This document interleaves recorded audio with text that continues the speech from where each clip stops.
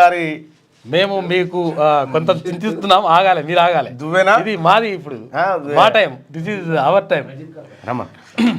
క్రమశిక్షణకు ప్రాణం పోస్తే, అంకిత భావానికి బీజం వేస్తే, నిబద్ధతకు నిలువుటద్దని చూపిస్తే, అలుపెరగని యోధుని పయనం, వ్యక్తి శక్తిగా మారిన ప్రస్థానం, తీన్మార్ మల్లన్న జీవితం. తీన్మార్ మల్లన్నది ఇవాళ జన్మదినం. కొందరు వ్యక్తుల ద్వారా, కొన్ని వ్యక్తిత్వాల ద్వారా కొన్ని పదవులకు వన్నె లభిస్తుంది. కొందరు వ్యక్తుల ద్వారా, కొన్ని వ్యక్తిత్వాల ద్వారా కొన్ని పదవులకు వన్నె లభిస్తుంది.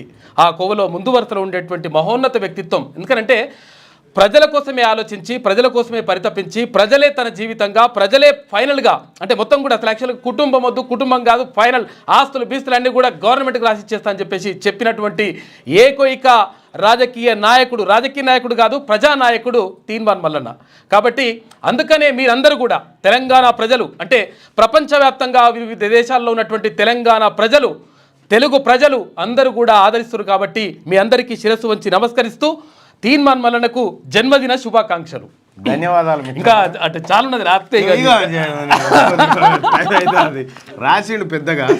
సామాజిక శాస్త్రవేత్త, సమాజ వ్యూహకర్త, అనగారిన వర్గాలకు ఆశా కిరణం, బడుగు జీవుల బతుకు చిత్రం, అవినీతి పరుల గుండెల్లో అగ్గుపిడుగు, విద్యార్థుల విల్లు నీవు, ఉద్యోగుల చిరు జల్లు నీవు, భయమెరుగని ధీరుడవు, సామాజిక విప్లవ వీరుడవు, బహుజనులకు బంధువుగా, బహుదూరపు బాటసారి, అలుపెరుగని కృషి నీది, ఎదురునేలి పైన విధి.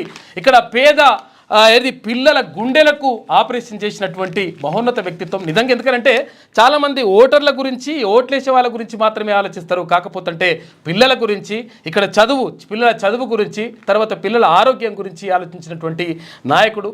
కాబట్టి ఆ నాయకుడు 10 కాలాల పాటు, అంటే మనవాడైనందుకు మన తెలంగాణ అదృష్టంగా భావిస్తున్నాం. కాబట్టి 10 కాలాల పాటు కలకాలలాడుతూ మీ అందరి సహకారంతో, మీ అందరి ప్రేమాభిమానాలతో ముందుకెళ్ళాలని చెప్పేసి మనస్ఫూర్తిగా కోరుకుంటూ సిద్ధగౌని సుదర్శన్ తరఫున, తెలంగాణ ప్రజల తరఫున జన్మదిన శుభాకాంక్షలు. ఈరోజు యాక్చువల్గా నేను పుట్టింది ఈ రోజు అని చెప్పి చెప్తారు, కానీ ఏది వెనుకటి ఏముండే సరే, ఏదేమైనప్పటికీ ఈ రోజే నా జన్మదినం, నా కూతురు జన్మదినం కూడా షాకియా పటేల్ది. అలాగే నా మిత్రుడు నాగరాజన్న కూతురు స్నిగ్ధ గౌడ్ జన్మదినం కూడా ఇవాళే ఉంది. సో ఇట్లా చాలామంది జన్మదినాలు ఇవాళ ఉన్నాయి. వాళ్ళందరికీ కూడా శుభాకాంక్షలు తెలియజేస్తా ఉన్నా. సో జన్మదినం అంటే ఏమీ లేదు, ప్రతి జన్మదినాన్ని సంతోషంగా హ్యాపీగా సెలబ్రేట్ చేసుకోవాలని చాలామంది అనుకుంటారు. కానీ వయసు పెరుగుతున్న మాట సంతోషమే, కానీ ఆయుసు తగ్గిపోతున్న విషయం మాత్రం కొద్దిగా అది ఎవరికి బహుశా తెలియదు. నా ఆత్మీయ మిత్రుడు రజనీ గారు వరంగల్ నుంచి కాలినడకన ఇక్కడ వరకు రావడం జరిగింది. బయట నుంచి కాలినడకన ఇక్కడ రావడం జరిగింది. Thank you my friend, thank you. Rajani రాత్రి జన్మదిన సందర్భంగా కాజీపేట ప్రాంతంలో ఎవరైతే ఫుట్పాత్ల మీద పడుకున్నారో వాళ్ళందరికీ బ్లాంకెట్స్ డొనేట్ చేసి వాళ్ళందరిపైన కప్పి మెల్లగా అక్కడి నుంచి ఇంటికి పోయినా, ఇటు వచ్చినాం, ఇంటికి పోయి ఇక్కడికి రావడం జరిగింది. అలాగే చాలామంది మిత్రులు బ్లడ్ డొనేషన్ క్యాంప్స్, తర్వాత ఆహార పంపిణీ కార్యక్రమాలు అన్నీ చేస్తూ ఉన్నారు. వాళ్ళందరూ కూడా కృతజ్ఞతలు తెలియజేస్తూ ఉన్నా. ఎందుకంటే ఇవాళ ఒక మనిషిది పుట్టినరోజు. సాధారణంగా నేను సాధారణ మనిషిలాగా బ్రతికినుంటే నేను నా కూతురు ఒక చిన్న కేక్ కొనుక్కొచ్చుకొని కుటుంబం మధ్యలో చిన్న అట్లా చేసుకుంటుంటే మేము. వాస్తవానికి కూడా నాకు చాలా రోజుల క్రితం దాకా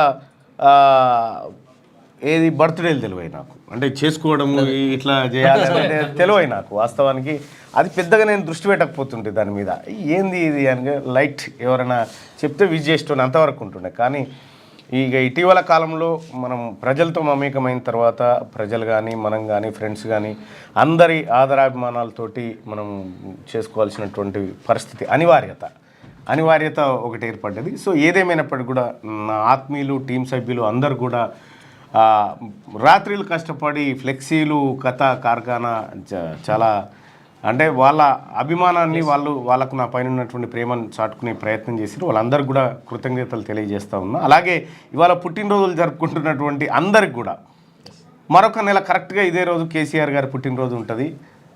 ఫిబ్రవరి 17 17 తారీఖు ఫిబ్రవరి 17 ఆయనది, జనవరి 17 నాది. అంటే ఒక నెల రోజులు చిన్నోడు అంటే చిన్నోడు జర కానీ ఏదేమైనా కూడా ఆయన చాలా పెద్ద ఆయన పుట్టినరోజు కూడా ఎవరే రమన్ మరి తొందరగా కంప్లీట్ చేస్తే మరి న్యూస్లోకి పోదాం.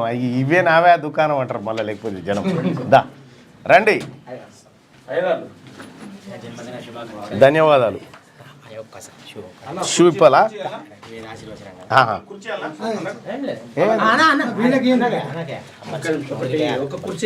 అరే నా కూతురు ఉంటే సంతోషపడేదేమో, ఆమెది కూడా ఈ రోజే. చాలా విశేషం ఇది.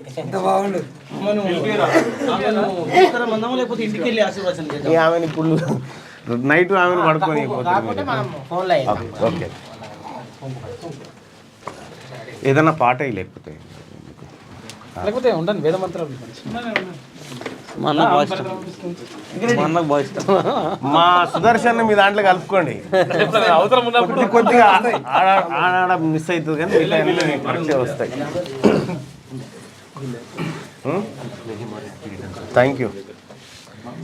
ఈ దళ సభ్యులంతా ఇది వేరే బ్యాచ్ చెప్తారు ఒకసారి. ఎప్పుడు కనిపించారు నేను రాచకొండ రిటైర్డ్.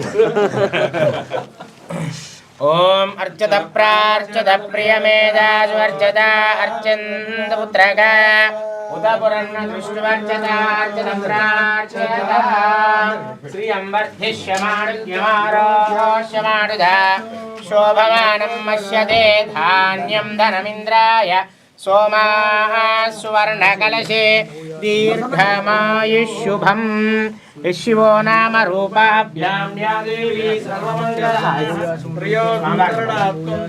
సర్వతో జయమంగళం సర్వమంగళమాంగళ్యే శివే సర్వార్థసాధికే శరణ్యే త్ర్యంబకే గౌరీ నారాయణే విద్మహే విష్ణుపత్ని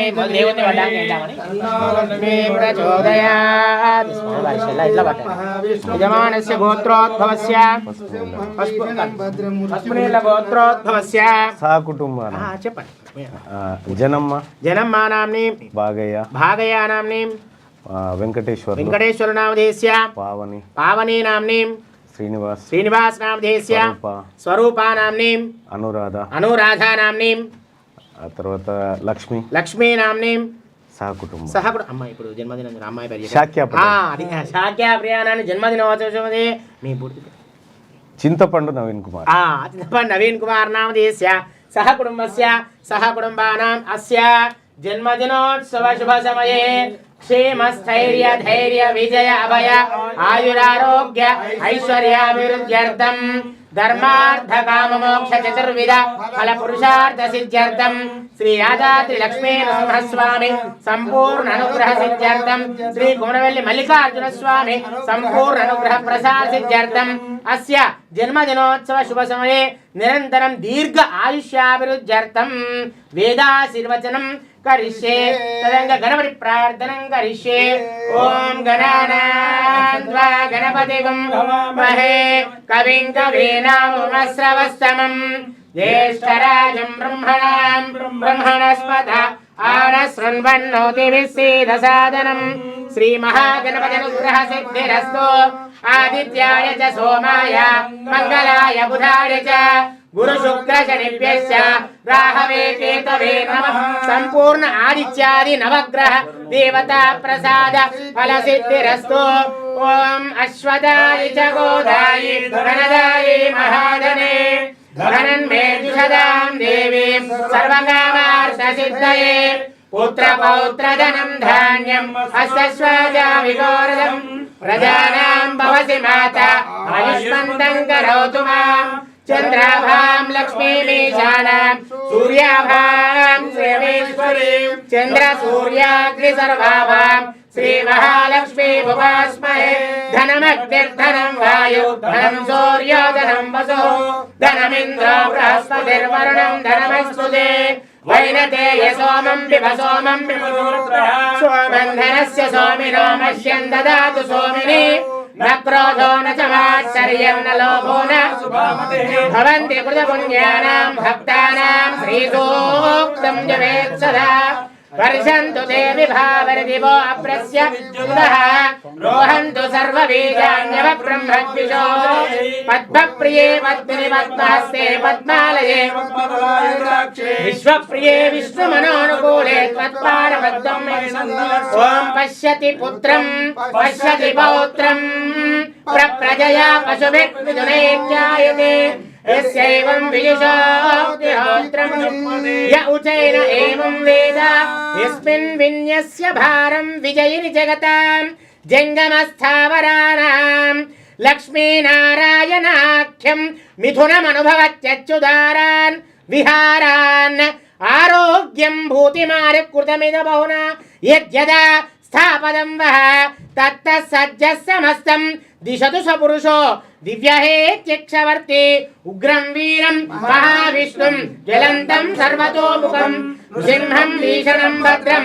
मृत्युमृत्युं नमाम्यहं सुदर्शन महाज्वाला कोटिसूर्यसमप्रभा अज्ञानान्धस्य मे देव विष्णोर्मार्गं प्रदर्शय मङ्गलं नरसिंहाय मङ्गलं गुणसिन्धवे मङ्गलानां निवासाय यादाद्रीशाय मङ्गलं नित्याय निरवध्याय नित्यवैभवशालिने नित्यवैभवदात्रे च श्रीनृसिंहाय मङ्गलं मङ्गलाशासनपरे मदाचार्य पुरोगमे सर्वैश्च पूर्वैः आचार्यैः सत्कृताय सुमङ्गलम् अस्य यजमानस्य स्वस्ति मंत्रार्थ सत्या सबला सन्ति भवन्तु महान्तो श्रीमन्तो न गृह्णन्तु अनयोः संकल्पित जन्मदिनोत्सव शुभ समये अस्य यजमानस्य श्री यादगिरि लक्ष्मी नृसिंहस्वामी परिपूर्ण अनुग्रह प्रसाद फल सिद्धिरस्तु अस्य यजमानस्य जन्मदिनोत्सव शुभ समये मनोवांछा फल सिद्धिरस्तु अस्य यजमानस्य जन्मदिनोत्सव शुभ समये अखंड आयुरारोग्य ऐश्वर्याभिवृद्धिरस्तु अस्य यजमानस्य जन्मदिनोत्सव शुभ समये सकल देवता अनुग्रह प्रसादेन उन्नत उत्तम पदवी प्राप्तिरस्तु अस्य यजमानस्य चिंतित वेदाशीर्वचन द्वारा संपूर्ण ब्राह्मण आशीर्वचन पुण्य फला प्राप्तिरस्तु ओम शतमानं भवति शताय पुरुषेन्द्रिय आयुष्येवेन्द्रिये प्रतिष्ठति रोचनो रोचमान शोभन शोभमान कल्याणः द्वारे राजमुखे सर्वदा सिद्धि सिद्धिरस्तु तथास्तु స్వామివారి ప్రసాదాన్ని శుభ సందర్భంలో మన వారందరూ పెట్టిన స్వామి ఒకసారి మీరు ముట్టుకుంటే మీ చేత ఇచ్చినట్టయితే ఒక రెండు ఓం ఉగ్రం వీరం మహావిష్ణుం జ్వలంతం సర్వతోముఖం సింహం భీషణం భద్రం మృత్యుమృత్యుం నమామ్యహం విద్మహే దేశగుష్రాయ ధీమహి తన్నో నరసింహ ప్రచోదయాత్. ఈ స్వామివారి శుభాశీస్సులతో శ్రీ అఖిలాండకోటి బ్రహ్మాండ నాయకుడు ఆ దేవదేవుడైన శ్రీ యాదగిరి లక్ష్మీనరసింహస్వామి కుమరవెల్లి మల్లికార్జున స్వామి సకల దేవత ఆశీస్సులతో ఈరోజు జన్మదినోత్సవం శుభ సందర్భంగా మరి సార్కు అన్ని విజయాలు దిగ్విజయం కలగాలని చెప్పి వారి సంకల్పాలను నెరవేరాలని చెప్పి ఈ సందర్భంగా బ్రాహ్మణుల చేత వేదాసనం చేయడం జరిగింది. శ్రీ లక్ష్మీ నరసింహస్వామి భగవాన్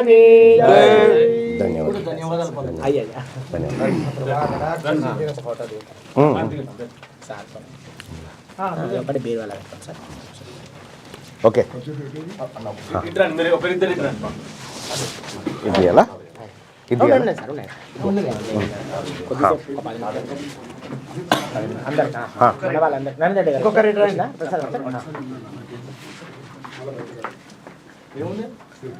ఓం ఉగ్రం వీరం మహావిష్ణుం జ్వలంతం సర్వతోముఖం నృసింహం భీషణం భద్రం మృత్యుమృత్యుం నమామ్యహం. ధన్యవాదాలు స్వామి అందరికి ధన్యవాదాలు థ్యాంక్ యూ సో మచ్. ఇవాళ లైవ్లో ఉన్నారు మీరు నాతో పాటు. అదృష్టం కాదు, వాళ్ళ సమయాన్ని మనం తీసుకున్నాం, వ్యూవర్ సమయాన్ని మనం తీసుకున్నాం. So thank you so much అందరికీ. దీంతో ఎన్నో చెప్తుంటాం, కాదు ఈ పవిత్రమైనది వేసుకొని ఇప్పుడు ఎన్నో చెప్తుంటాం. అది మళ్ళా వస్తున్నా నేను నీ అసంటి వేసుకోవాలి. ఓసారి నోరు జారుతున్నావు. రైట్గా మార్నింగ్ న్యూస్లోకి వెళ్దాం మిత్రులారా. ఇప్పటికే ఆలస్యం అయిపోయింది, క్షమించండి. క్షంతవ్యాన్ని కొద్దిగా మళ్ళీ వాళ్ళు వెళ్ళిపోతారంటే సరే. ఇక ఎన్ఫోర్స్మెంట్ డైరెక్టరేట్ నిన్న ఈడీ కేటీ రామారావును విచారించిన తర్వాత కేటీ రామారావు గారిని ఒక 6-7 గంటలు ప్రశ్నించిన తర్వాత బయటకు వచ్చి క్లియర్గా లై డిటెక్టర్ పరీక్షలకు రెడీ అని చెప్తా ఉన్నారు. సో మరి ఈ ఫార్ములా వరకే దానికి ఓకేనా, లేకపోతే మిగతా అన్ని వ్యవహారాలకు కూడా లై డిటెక్టర్ ఓకేనా అనేది క్లారిటీ ఇవ్వలేదు కేటీ రామారావు గారు. ఎందుకంటే ఇప్పటిదాకా జరిగినటువంటి అన్ని విచారణలు వాళ్ళ కోరిక మేరకు జరిగినటువంటి, ఇప్పుడు కొత్త అంశాన్ని మళ్ళీ రాష్ట్ర ప్రభుత్వం ముందు ప్రతిపాదన పెట్టిండు కేటీ రామారావు గారు. మరి ఆ విధమైనటువంటి నిర్ణయం ఏమైనా తీసుకుంటారా ముఖ్యమంత్రి రేవంత్ రెడ్డి గారు? మరి ఆయన విదేశీ పర్యటనలో ఉన్నారు, ఆయన రాగానే దీనిపైన ఒక నిర్ణయం తీసుకోవాల్సినటువంటి సమయం. ఎందుకంటే ప్రజలు కోరుకున్నది, మనం ప్రతిపక్షాలు కోరుకున్నది చేయడం కూడా భావ్యం కాబట్టి ఆ లై డిటెక్టర్ పరీక్షలు ఏవో నిర్వహిస్తే బాగుంటుంది. అయితే ఈ లై డిటెక్టర్ పరీక్షల గురించి ఒక చిన్న పోల్, ఒకవేళ లై డిటెక్టర్ పరీక్షలు పెడితే కేటీఆర్ అడ్డంగా దొరుకుతాడా? బయట వాస్తవానికి లై డిటెక్టర్ పరీక్షలకు కేటీఆర్ సవాల్ విసిరాల్సింది రేవంత్ రెడ్డి కాదు, కేసీఆర్ సవాల్ విసిరాలే. కేసీఆర్ సవాల్ విసిరాలే. ఎట్లా అయ్యా నువ్వు లై డిటెక్టర్ పరీక్షలకు సిద్ధంగా ఉండు. అసలు వాస్తవాన్ని కూడా ఇప్పటిదాకా ఏమనుకుంటాడంటే కేటీఆర్ కూడా మనసులో అనుకుంటాడు, అరే ఎంతసేపు కూడా ఏమన్నా నన్ను ఇరికిస్తారు, నాయంబడే తిప్పుతా ఉన్నారు, బావ మంచిగా ఉన్నాడు, అయ్యా మంచిగా ఉన్నాడు, ఏమైనా చెల్లెని పట్టుకుంటారు లేకపోతే నన్ను పట్టుకుంటారు అనుకున్నాడు. ఆయన కోరుకున్నది ఏంటంటే లై డిటెక్టర్ పరీక్షలు అనేది. ఇప్పుడు పొద్దున్న రేవంత్ రెడ్డి గారు వచ్చిన తర్వాత కేటీఆర్ కన్నా లై డిటెక్టర్ పరీక్షలు, కేసీఆర్ లై డిటెక్టర్ పరీక్షలు సిద్ధమా అని చెప్పాలి. ఎందుకంటే కేసీఆర్ సిద్ధమైతే రేవంత్ రెడ్డి సిద్ధమవుతాడు. కేటీఆర్ ఆఫ్టర్ ఆల్ మంత్రే కదా, నీకు నాకైనా ఈయనకైనా స్థాయిని పోల్చుకున్నటువంటి ప్రయత్నం చేస్తా ఉన్నాడు. కానీ వాస్తవానికి ఆయన సవాల్ విసింది కేసీఆర్కు రెడీగా ఉండమని చెప్పింది. ఇప్పుడు తెలంగాణ రాష్ట్రంలో జరిగినటువంటి గబ్బు వ్యవహారాలు చెప్దాం. అరే నువ్వు దళితులు 3 ఎకరాల భూమి ఇస్తాను హామీ ఇచ్చినావు నాయన.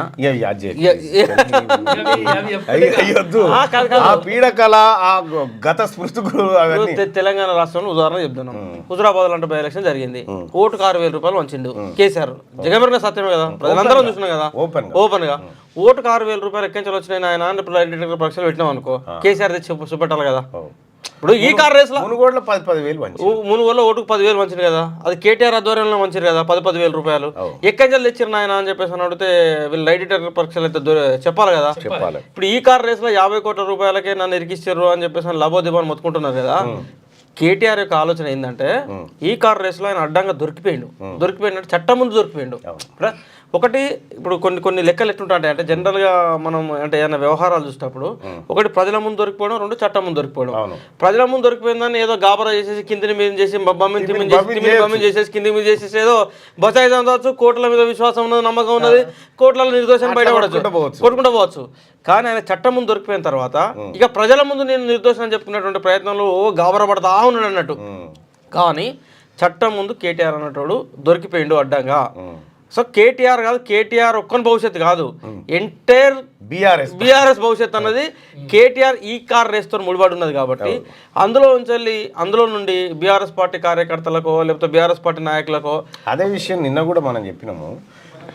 అగర్ ఈ కేసులో కేటీ రామారావు కనుక ప్యాకప్ అయితే బీఆర్ఎస్ పార్టీకి తలగొరి బయటోడు కూడా ఉండడు అనేటువంటి పరిస్థితి ఉండే. ఇప్పుడు సంతోష్ రావు అంటాడు ఎప్పుడు గుర్తుపెట్టుకోవాలి మీరు. సంతోష్ రావు అంటాడు గోళీలు అందించేంత వరకు లేకపోతే కుట్రలు చేసేంత వరకు 100,000 కోట్ల రూపాయలు సంపాదించుకునేంత వరకే పనికొచ్చిండు. సో కేసీఆర్ నుంచి వచ్చినటువంటి సంతోష్ రావు అండ్ టీము తెలంగాణ రాష్ట్రంలో చేసిన అవినీతి విలువ ఎంత అంటే ఒక 50,000 కోట్ల రూపాయలు ఉంటుంది. అది సంతోష్ రావు బ్యాచ్, సంతోష్ రావు బినామీలుగా చెప్పబడుతున్నటువంటి వారు, లేదా సంతోష్ రావు పేరు చెప్పి దందా నడిపినటువంటి వాళ్ళ యొక్క వ్యవహారాలు. అంటే సంతోష్ రావు అంటే ఒక 50,000 కోట్ల రూపాయల విలువైన తెలంగాణ సంపదను దోచుకున్నాడంటే కేటీఆర్ బ్యాచ్ ఎన్ని లక్షల కోట్ల రూపాయల సంపదను దోచుకుంటుందో మనం అంచనా వేయచ్చు. హరీష్ రావు అంటే బ్యాచ్ ఎన్ని లక్షల కోట్లు దోచుకుందో మనం అంచనా వేయచ్చు. సో ఇట్లా ఈ మొత్తం కాంతాన్ని కలిపి తెలంగాణ రాష్ట్రంలో ఈ 10 ఏళ్లలో ఈజీగా నేను అనుకుంటున్నా 5 లక్షల నుంచి 10 లక్షల కోట్ల రూపాయల తెలంగాణ ప్రజల సంపదను దోచుకున్నది నిజం. ఎందుకంటే 10 బడ్జెట్లు పెట్టారు. Yes exactly. పెట్టిన బడ్జెట్లో 1,50,000 కోట్ల తక్కువ లేకుండా పెట్టారు. అంటే దాదాపు ఒక 15 లక్షల నుంచి 20 లక్షల కోట్ల వరకు పెట్టారు. అది బడ్జెట్ లెక్కలు. 20 లక్షల కోట్ల రూపాయల బడ్జెట్ పెట్టినప్పుడు ప్లస్ అప్పులు మళ్ళీ అదనం, అప్పులు అదనం, ఇవి అవి కూడితే మీరు చెప్పిన లెక్క కూడా రీచ్ అవుతుంది. అదొకటి. రెండవది ఏంటంటే తెలంగాణ రాష్ట్రంలో ఉన్నటువంటి అద్భుతమైన సంపద ఎస్పెషల్లీ హైదరాబాద్, రంగారెడ్డి, సంగారెడ్డి ఈ ప్రాంతాల్లో ఉన్నటువంటి భూములు ప్రత్యేకించి వాల్యుబుల్ భూములు. నువ్వు ఎక్కడ 10 ఎకరాలు కొట్టినా కూడా 10 × 50 500 కోట్లనే. 10 ఎకరాలకు 500 కోట్లు గుర్తుపెట్టుకోను. సింపుల్ లెక్క. ఇక ఏ మూల కొట్టినా కూడా సంగారెడ్డి మూల కొట్టినా, మేడ్చల్ మూల కొట్టిరా, లేకపోతే జూబ్లీహిల్స్ లో కొట్టిరా, బంజారాహిల్స్ లో కొట్టిరా, షేర్లింగంపల్లి కొట్టిరా, ఏడ కొట్టినా కూడా ఓ 10 ఎకరాలు కొడితే 500 కోట్లు, 10 ఎకరాలు కొడితే 500 కోట్లు.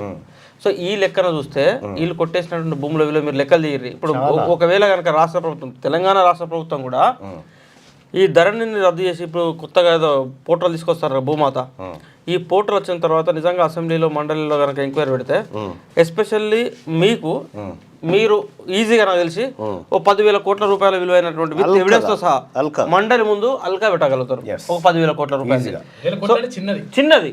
సో ఇట్లా ఈ లెక్కలు కొట్టుకుంటూ పోతే ఒక 5 లక్షల కోట్ల రూపాయల తెలంగాణ సంపద ఆవిరైంది. మరి 50 కోట్ల రూపాయల ఈ కార్ రేస్ సంపద దానికోసం ఎందుకు గిలగిల కొట్టుకుంటున్నారు అని అంటే, ఇప్పుడు అవన్నీ కూడా ఇప్పుడు మీరు సిరిసిల్లలో చూసారు కదా, నిన్న ఏం జరుగుతుంది, భూములు వాపసు ఇస్తారు. ఎందుకు ఇస్తారు సిరిసిల్లలో? అబ్జాలు పెట్టారు. సిరిసిల్లలో కనీసం ఎందుకు వాపసు వస్తున్నాయి అంటే కేవలం 5 లక్షల ఎకరం, 10 లక్షల ఎకరం, 50 లక్షల ఎకరం, కోటి రూపాయల వరకు ఉన్నది. మరి హైదరాబాద్ లో ఎందుకు వాపసు ఇస్తలేరు అంటే హైదరాబాద్ లో యాక్షన్ స్టార్ట్ కాలే. ఒక్కసారి యాక్షన్ స్టార్ట్ చేయని గవర్నమెంట్ యాక్షన్ స్టార్ట్ చేసి వాపసు ఇస్తారులే. నువ్వు 5 కోట్ల రూపాయల భూమి మళ్ళీ వస్తుంది. 5 కోట్ల రూపాయల భూములు ఎవడైతే కబ్జా చేసిండో ఎందుకు వీళ్ళ మీద ఎంక్వైరీ ఎందుకు, కోర్టులు ఎందుకు, చట్టాలు ఎందుకు? ఒక 2-3 ఎన్కౌంటర్లు చేయి. ఈ రంగనాథ్ హైదరాబాద్ కూల్చివేతలు పెడతాను కదా, 5 ముగ్గురునో 2 ఈ ఎవడైతే కబ్జాలు చేసిండో ఎవిడెన్స్ అని ప్రజల ముందు పెట్టి ఒక 2-3 ఎన్కౌంటర్లు జరగని తెలంగాణ రాష్ట్ర గవర్నమెంట్ కు ఇప్పుడు మనకు కావాల్సిన సంక్షేమ పథకాలు కావాల్సినంత భూములు వస్తాయి. మళ్ళీ వేలలో పెట్టాము కూడా మనకు బొచ్చే పైసలు వస్తాయి. అవన్నీ పేదలో పంచుతుంది.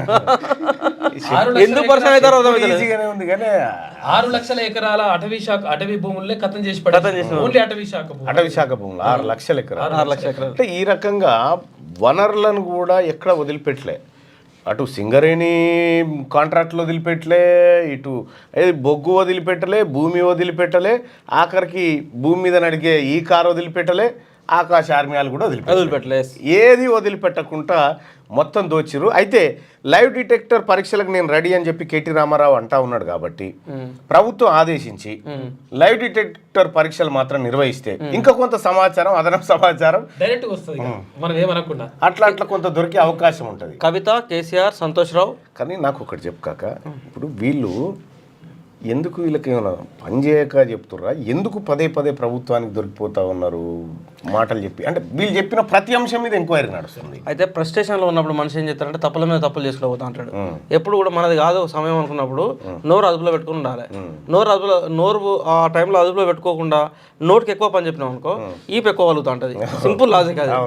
ఇప్పుడు మనది కాని టైంలో నోరు అదుపులో పెట్టుకోవడం, మనదైన టైంలో మనం ఎంత మాట్లాడినా నడిచిపోతూ ఉంటుంది. ఇప్పుడు టైం మనకు ఒక్కొక్క ఎగ్జాంపుల్ చెప్తాం మీకు. లాస్ట్ అసెంబ్లీ ఎన్నికలప్పుడు కేసీఆర్ అంటే ఓడిపోతున్నాడు అనే విషయాన్ని కేసీఆర్ తప్ప అందరికి అర్థమైంది. ఎందుకు కేసీఆర్ అర్థం చేసుకోలేదంటే ఆ కూర్చుకున్నటువంటి మహిమ అటువంటిది అన్నట్టు. కేసీఆర్ ఎంతసేపు కూడా 3వ సారి అవుతున్నా, 4వ సారి అవుతున్నా, 5వ సారి అవుతున్నా, కుర్చీ ఎక్కే రోజు ఏమనుకున్నాడు కేసీఆర్ అంటాడంటే నేను 20-25 సంవత్సరాల వరకు తెలంగాణ రాష్ట్రం నా వ్యవహారంలోనే, నా తర్వాత ఆయన చెప్పింది కూడా ఏంటంటే కేసీఆర్ అంటే కొన్ని విషయాలు అంటే మొదటిసారి ఆయన 2014 జూన్ 2న మొదటిసారి కేసీఆర్ ముఖ్యమంత్రిగా ప్రమాణ స్వీకారం చేయడానికంటే ముందు కుటుంబ సభ్యులందరినీ కూర్చునబెట్టి తెలంగాణ రాష్ట్రం అనుకున్నటువంటి లక్ష్యం నెరవేరింది.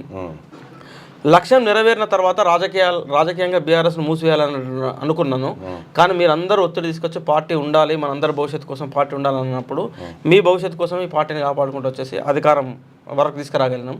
ఈ అధికారం అనేది ఇంకో 20 ఏళ్ళలో 30 ఏళ్ళలో మన చేతిలో ఉండాలంటే మీరందరూ కూడా అవినీతికి దూరంగా ఉండాలని చెప్పేసి అని ఆయన కుటుంబ సభ్యులందరూ పిలుచుకొని కుర్చీ ఎక్కడానికంటే ముందు మంచి పాఠం చెప్పిండు.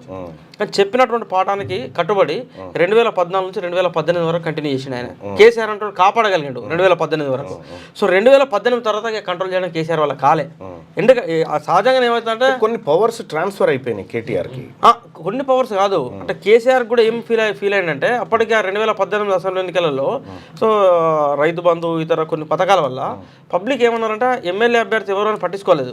కేసీఆర్ పెట్టినటువంటి వాళ్ళు ఇవ్వాలి పెట్టినా కూడా వాళ్ళు ఓటేసారు. అంటే చాలా మంది ఏమనుకున్నారంటే ఎన్నికల ముందు కొంతమంది వీళ్ళు బలహీనమైనటువంటి అభ్యర్థులు ఓడిపోతారు అనుకునే నియోజకవర్గాలలో వాళ్ళు ఎమ్మెల్యేలు గెలిచి చూపెట్టారు. ఇప్పుడు కాంగ్రెస్ పార్టీలో బలమైన నాయకులు అనుకున్నటువంటి రేవంత్ రెడ్డి లాంటి వాళ్ళు కూడా 2018 ఎన్నికల్లో ఓడిపోయారు. రేవంత్ రెడ్డి కాంగ్రెస్ బీఫామ్ మీద పోటీ చేసి కూడా ఓడిపోయాడు. సో సీతక్క లాంటి వాళ్ళు అత్యవసర మీదతో బయటపడాల్సిన పరిస్థితి. ఇట్లా కాంగ్రెస్ పార్టీలో బలమైన నాయకులను ఓడించగలిగిండు కేసీఆర్ అంటే ఇంకా నాది ఇంకో 30 ఏళ్ళ దాకా కూర్చున్నది అన్నటువంటి ఒక అహం కేసీఆర్లో వచ్చింది. దాన్ని ఏం చేసిండు కుటుంబ సభ్యులకు ట్రాన్స్ఫర్ చేసి స్టార్ట్ చేసిండు. వీళ్ళు ఏమైంది వీళ్ళ వరకు ఇన్వాల్వ్ కాల. వీళ్ళ పరివారం మొత్తం వచ్చేసింది. ఓ 10th క్లాస్మేట్ అన్నాడు, ఓ ఇంటర్మీడియట్ క్లాస్మేట్ అన్నాడు, డిగ్రీ క్లాస్మేట్ అన్నాడు, ఓ అమెరికా దోస్తు అన్నాడు. అమెరికా దోస్తుల కాంచెలు మొదలు కొడితే కింద చెడ్డి దోస్తుల వరకు ఇన్వాల్వ్ అయ్యారు. ఎందుకు? ఒకటి కేటీఆర్, ఓ బ్యాచ్ కేటీఆర్ బ్యాచ్, అదొక 500, ఓ బ్యాచ్ సంతోష్ అన్న బ్యాచ్, ఇదో 1000, ఓ బ్యాచ్ అక్క బ్యాచ్. ఈ అక్కదంటే అమెరికా, ఇంగ్లాండ్, బ్రిటన్ ఇవన్నీ దేశాలు కూడా ఇన్వాల్వ్ అయినాయి. ఇట్లా ఏమైందంటే పవర్ అనేది కేవలం ఫ్యామిలీ చుట్టూ ట్రాన్స్ఫర్ అయింది. ఇప్పుడు అధికారులు కూడా ఏమైందంటే, మనం ఆ రోజు కూడా రాసినాం కదా, ఎవరు అంత బీహారీ ముఠా అనేది, ఆ బీహారీ ముఠా చేతికి వ్యవహారం చేసిండు. మీరు చూడండి, రజత్ కుమార్ ఐఏఎస్ వాడు రిటైర్మెంట్ అయ్యిండు, కానీ విచారణ ఎదుర్కొంటా ఉన్నాడు. సోమేష్ కుమార్ విచారణ ఎదుర్కొంటా ఉన్నాడు. ఇప్పుడు అరవింద్ కుమార్ ఈ కార్ రేసు వ్యవహారం నడుస్తూనే ఉన్నది. అమయ్ కుమార్ మీద ఈడీ నడుస్తుంది. అమయ్ కుమార్ కాకుండా ఇదంతా బీహారీ ముఠా అని చెప్పేసి, బీహారీ ముఠాను ముందర పెట్టి దోసుకుంటానని చెప్పేసి అని శనార్థి తెలంగాణ పత్రిక వచ్చినటువంటి కొత్తలో అసలు ఎవరు ఊహించినటువంటి వార్తలు మనం అందించగలం తెలంగాణ సమాజం ముందు. సో అట్లా ఆ బీహారీ ముఠా అనేది ఏమనుకున్నారంటే, రిటైర్మెంట్కి దగ్గర ఉండేటువంటి బ్యాచ్ని వీళ్ళు ముందర పెట్టారు అన్నట్టు. రిటైర్మెంట్కి దగ్గర ఉండే బ్యాచ్ని ముందర పెట్టి ఈ దందాలన్నీ చేసుకుంటూ వచ్చారు. కేసీఆర్ ఏమనుకున్నాడు, ప్రజలకు పప్పుపుట్నాలు ఇస్తాను కాబట్టి ప్రజలందరూ నా వెంట ఉన్నాడు అనేది కేసీఆర్ భ్రమపడ్డాడు. కానీ ఈ పరివారం అంతా కూడా వీళ్ళు కింది వ్యవహారం అంతా కూడా చేసుకుంటూ వచ్చింది. అందుకనే పబ్లిక్ కూడా ఏమైందంటే, 2018 నుంచి 2023 మనకు ఓట్ ట్రాన్స్ఫర్ అయ్యేటప్పుడు 2014 to 2018 ఏం కనబడ్డది? కేసీఆర్ ఏ బై ఎలక్షన్ వచ్చినా, ఏ ఎన్నిక వచ్చినా టీఆర్ఎస్ తప్ప ఇంకోటి గెలిచే పరిస్థితి లేదు. కానీ 18 నుంచి 23 వరకు చూడు నువ్వు, ఒక 1 yearలో దుబ్బాక స్టార్ట్ అయింది రఘునందన్ రావుది. రఘునందన్ రావు స్టార్ట్ అయిన తర్వాత వచ్చినటువంటి ప్రతి ఉప ఎన్నికల్లో బీఆర్ఎస్ పార్టీ అసలు గట్టెక్కించేటువంటి వాతావరణం లేదు. ఇప్పుడు హుజరాబాద్ పోయింది, మునుగోడు అత్యవసర మెజారిటీ, అంతకుముందుకు greater Hyderabad municipal corporation 150 division ఉంటే 100 కొట్టేసారు, 43, 45 వాళ్ళు ఎంఐఎంలు కొట్టేసారు. కేవలం 4-5 బీజేపీ కాంగ్రెస్లోకి రావాల్సిన పరిస్థితి. కానీ నీకు 2018 to 23 మధ్యలో జరిగినటువంటి జిహెచ్ఎంసీ 48 బీజేపీలోకే కొట్టిర్రు, 48 ఎంఐఎంలు కొట్టిర్రు. వీళ్ళు 100 వీళ్ళు 50-45కు పడిపోయారు. అది కూడా ఏం చేసారు, ఓటుకు 2000, 3000, 5000 ఇస్తే తప్ప గెలిచే పరిస్థితి లేదు. అంటే నీకు ఎట్లా పబ్లిక్ యొక్క మైండ్ ట్రాన్స్ఫర్ అయింది అనేది చాలా క్లియర్గా 18 to 23 మధ్యలో అర్థమైంది. అదే సందర్భంలో ఎన్నికలకు ముందు కేసీఆర్ శకునాలు చూడు ఎట్లా అవుతాయో కూలగొట్టడానికి. కరెక్ట్ ఎన్నికలకు 3 నెలల ముందు పాపం సాయి చంద్ చనిపోయాడు. ఒక్క సాయి చంద్ అనేటోడు ఉంటే కేసీఆర్ బహిరంగ సభలను ఒక గంటన్నర పబ్లిక్ను నిలబెట్టగలిగినటువంటి సామర్థ్యం ఉన్నటువంటి కళాకారుడు. సో కేసీఆర్ నిజంగా అభిమానించే కళాకారుడు, ఆయన అకాల మృత్యువాత. సరిగ్గా ఎన్నికల వారం రోజుల ముందు కాళేశ్వరం కథమోగా కాలం అంటే నీకు ఏం చెప్తా ఉన్నది, బిడ్డ ఇది నీకు కాదు అని చెప్తా ఉన్నది. కానీ నేను కుర్చీలో కూర్చున్నా నాకు ఎక్కలే. సేమ్ ఇప్పుడు కేటీఆర్ కూడా వాస్తవానికి కాలం కేటీఆర్ కాదు. ఇది కేటీఆర్ లోపలికి వెళ్ళడానికి కావాల్సినటువంటి అన్ని ఆయుధాలు రెడీ ఉన్నాయి. బట్ ఈ టైంలో మనం ఏం చేయాలా, కొంచెం నోరును అదుపులో పెట్టుకొని వెనక్కి తగ్గుంటే జర్ర కనీసం 6 నెలలు పోయేటోడు కాస్త 3 నెలల కన్నా బయటకు రావడానికి అవకాశం ఉంటుంది. కానీ ఇప్పుడు తొడగొట్టి సవాల్ చేసి ఇవన్నీ వ్యవహారాలు చేయడం వల్ల 6 నెలలు కాస్త 9 నెలలు అవకాశం ఉంటుంది. ఇంత ఏముండదు. రైట్, ఇది ఓవరాల్ గా కేటీఆర్ రోజంతా కూడా చెప్తారు వ్యూహము. కేటీఆర్ నోరు అదుపులో పెట్టుకుంటే తప్ప ఇప్పుడు పోలీస్ ఆయన కొడుతుండ అనుకో, కొడతా ఉంటే అంటే ఇంకోటి కొడతాడు, సారో దండం పెడతా అంటే ఇడిచి పెడతాడు. సార్ ఆ రకంగా ఈయన అనే కార్యక్రమాలు ఉండనేది ఇప్పుడు మొత్తం ఓవరాల్ సారాంశం అది. సరే ఇక మార్నింగ్ న్యూస్లోకి వెళ్దాం. మార్నింగ్ న్యూస్లోకి వెళ్తే ముందుగా వెలుగు దినపత్రికలో ఉన్నటువంటి వార్తల్ని ఒకసారి చూస్తే, బీదర్లో దోపిడీ, హైదరాబాద్లో చేసింగ్. ఉదయం బీదర్లో ఏటీఎం క్యాష్ రీఫిల్ వ్యాన్ సిబ్బందిపై దొంగల ముఠా కాల్పులు చేసింది. 2 సెక్యూరిటీ గార్డులు మృతి. బీదర్ నుంచి హైదరాబాద్కు దొంగలు. అఫ్జల్గంజ్ నుంచి ట్రావెల్స్లో ఛత్తీస్గఢ్ వెళ్లేందుకు యత్నం. డబ్బుల బ్యాగ్ చూసి ప్రశ్నించిన ట్రావెల్స్ హెల్పర్పై కాల్పులు. హెల్పర్ జహాంగీర్ కడుపు కాలిలో దిగిన 2 బుల్లెట్స్. నిందితుల కోసం జల్లెడ పడుతున్న నగర పోలీసులు. హైదరాబాద్ అఫ్జల్గంజ్లో కాల్పులు జరిగిన చోట ఆధారాలు సేకరిస్తున్న క్లూస్ టీమ్ అంటూ ఒక వార్త. బీదర్ కాడ దోపిడీ చేసినట్టు ఏటీఎంలో డబ్బులు నింపే టైంకి సెక్యూరిటీ గార్డ్స్ మీద కాల్పులు జరిపి ఆ డబ్బులు ఎత్తుకొని మెల్లగా అఫ్జల్గంజ్కి వచ్చినట్టు అఫ్జల్గంజ్ నుంచి ఛత్తీస్గఢ్ పోవడానికి ప్రయత్నం చేస్తున్న క్రమంలో ఈ డబ్బుల బ్యాగ్ చూసి ప్రశ్నించినట్టు ఆయన ప్రశ్నిస్తే ఆయన మీద కాల్పులు చేసినట్టు సిబ్బంది.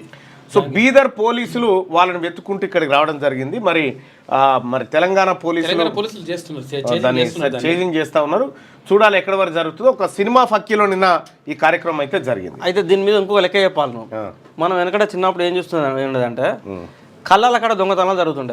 పల్లికాయ పెడితే పల్లికాయ కాడ కావాలంటుండే, మనం కళ్ళం పెడితే కళ్ళం కాడ కావాలంటుండే, కందుల కళ్ళం కాడ పల్లికాయ కళ్ళల కాడ అటు దొంగల కోసం ఉండేది, పశుపక్షాదుల కోసం కూడా ఉండేది. పశుపక్షాదులు అంటే కళ్ళల కాడికి తక్కువ. ఎందుకంటే సాయంత్రం టైంలో నీకు కళ్ళల కాడికి పశుపక్షాదులు ఎందుకంటే కట్టేసే పంట కాదు.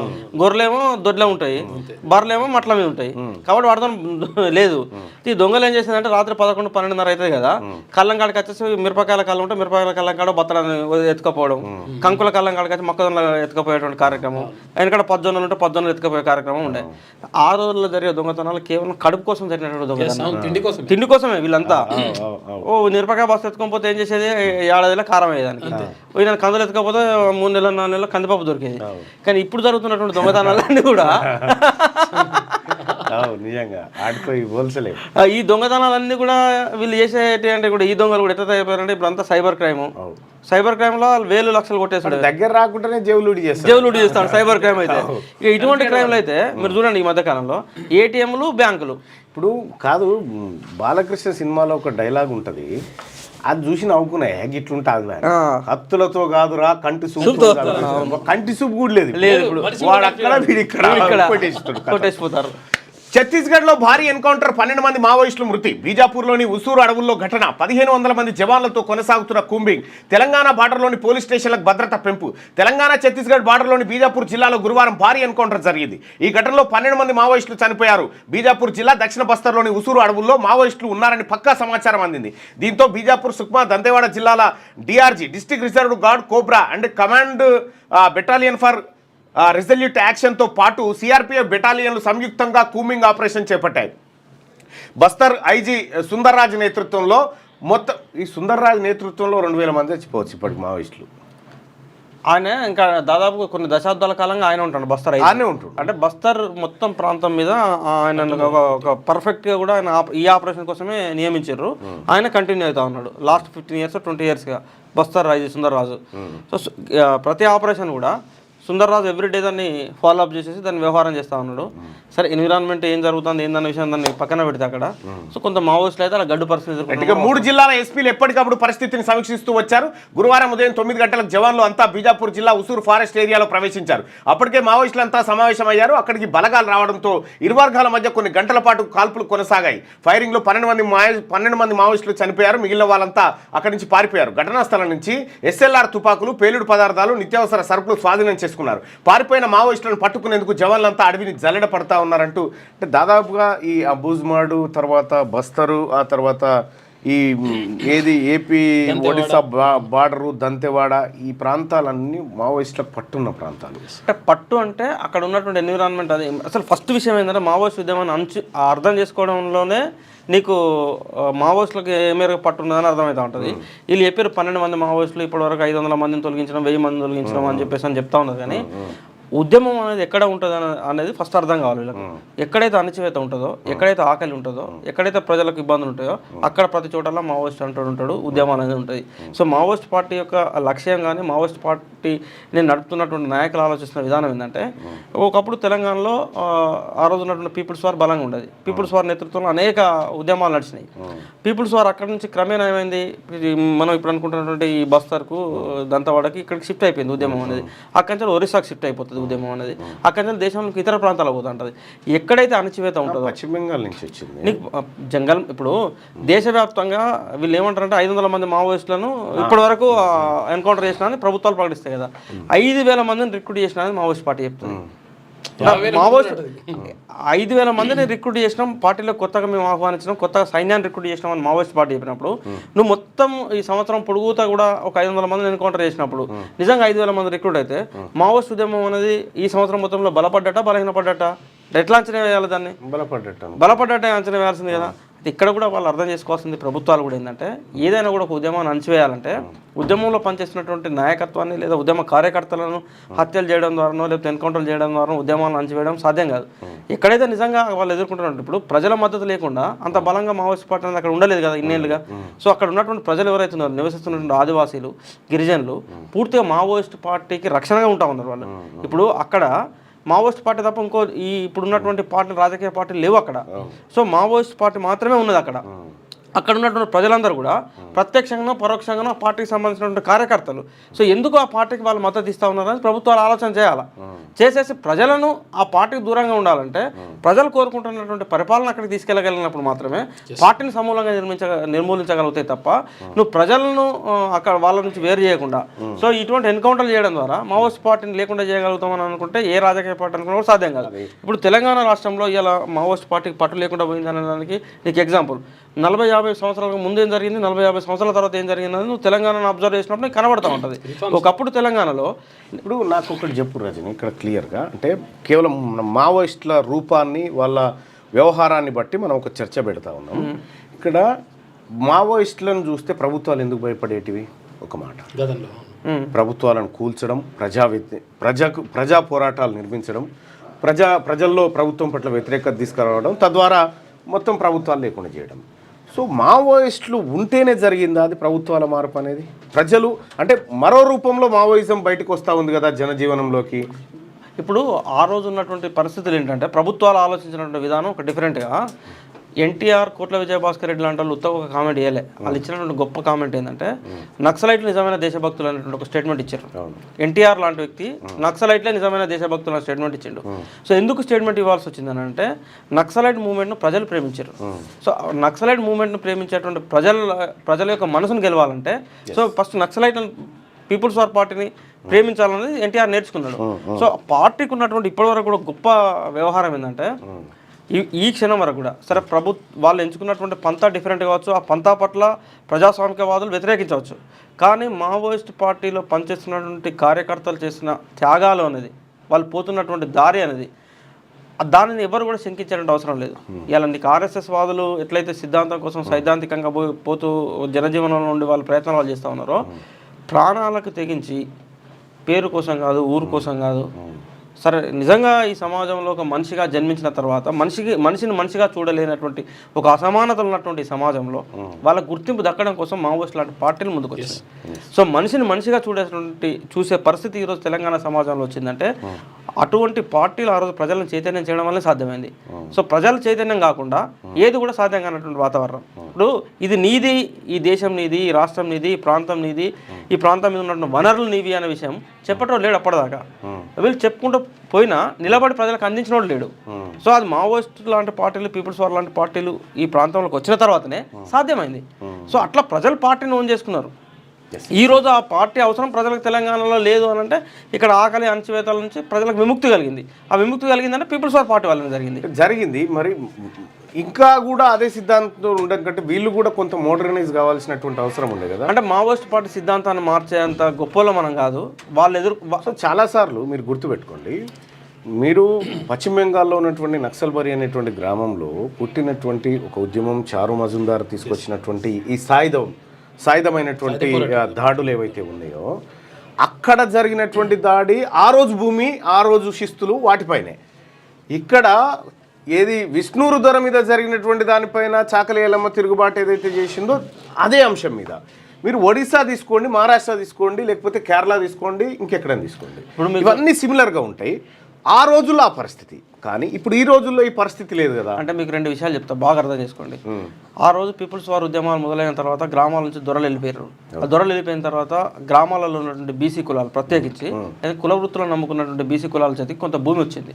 సో అది భూమి రావడం అంటే ఓన్లీ బికాస్ ఆఫ్ అది పీపుల్స్ వార్ పార్టీ వల్లనే సాధ్యమైంది. ఎవడవునన్నా కాదన్నా ఫ్యాక్ట్. అదే విధంగా ప్రభుత్వాలు పంచిన భూముల కంటే నక్సలైట్లు పంచిన భూములు కాదు అసలు, వాళ్ళు బెదిరియడం వల్ల, వాళ్ళు భయపెట్టడం వల్ల ఈ దొరలు పెత్తందారులు అన్నట్టు గ్రామాలను వదిలి వెళ్ళక తప్పని పరిస్థితి క్రియేట్ అయింది.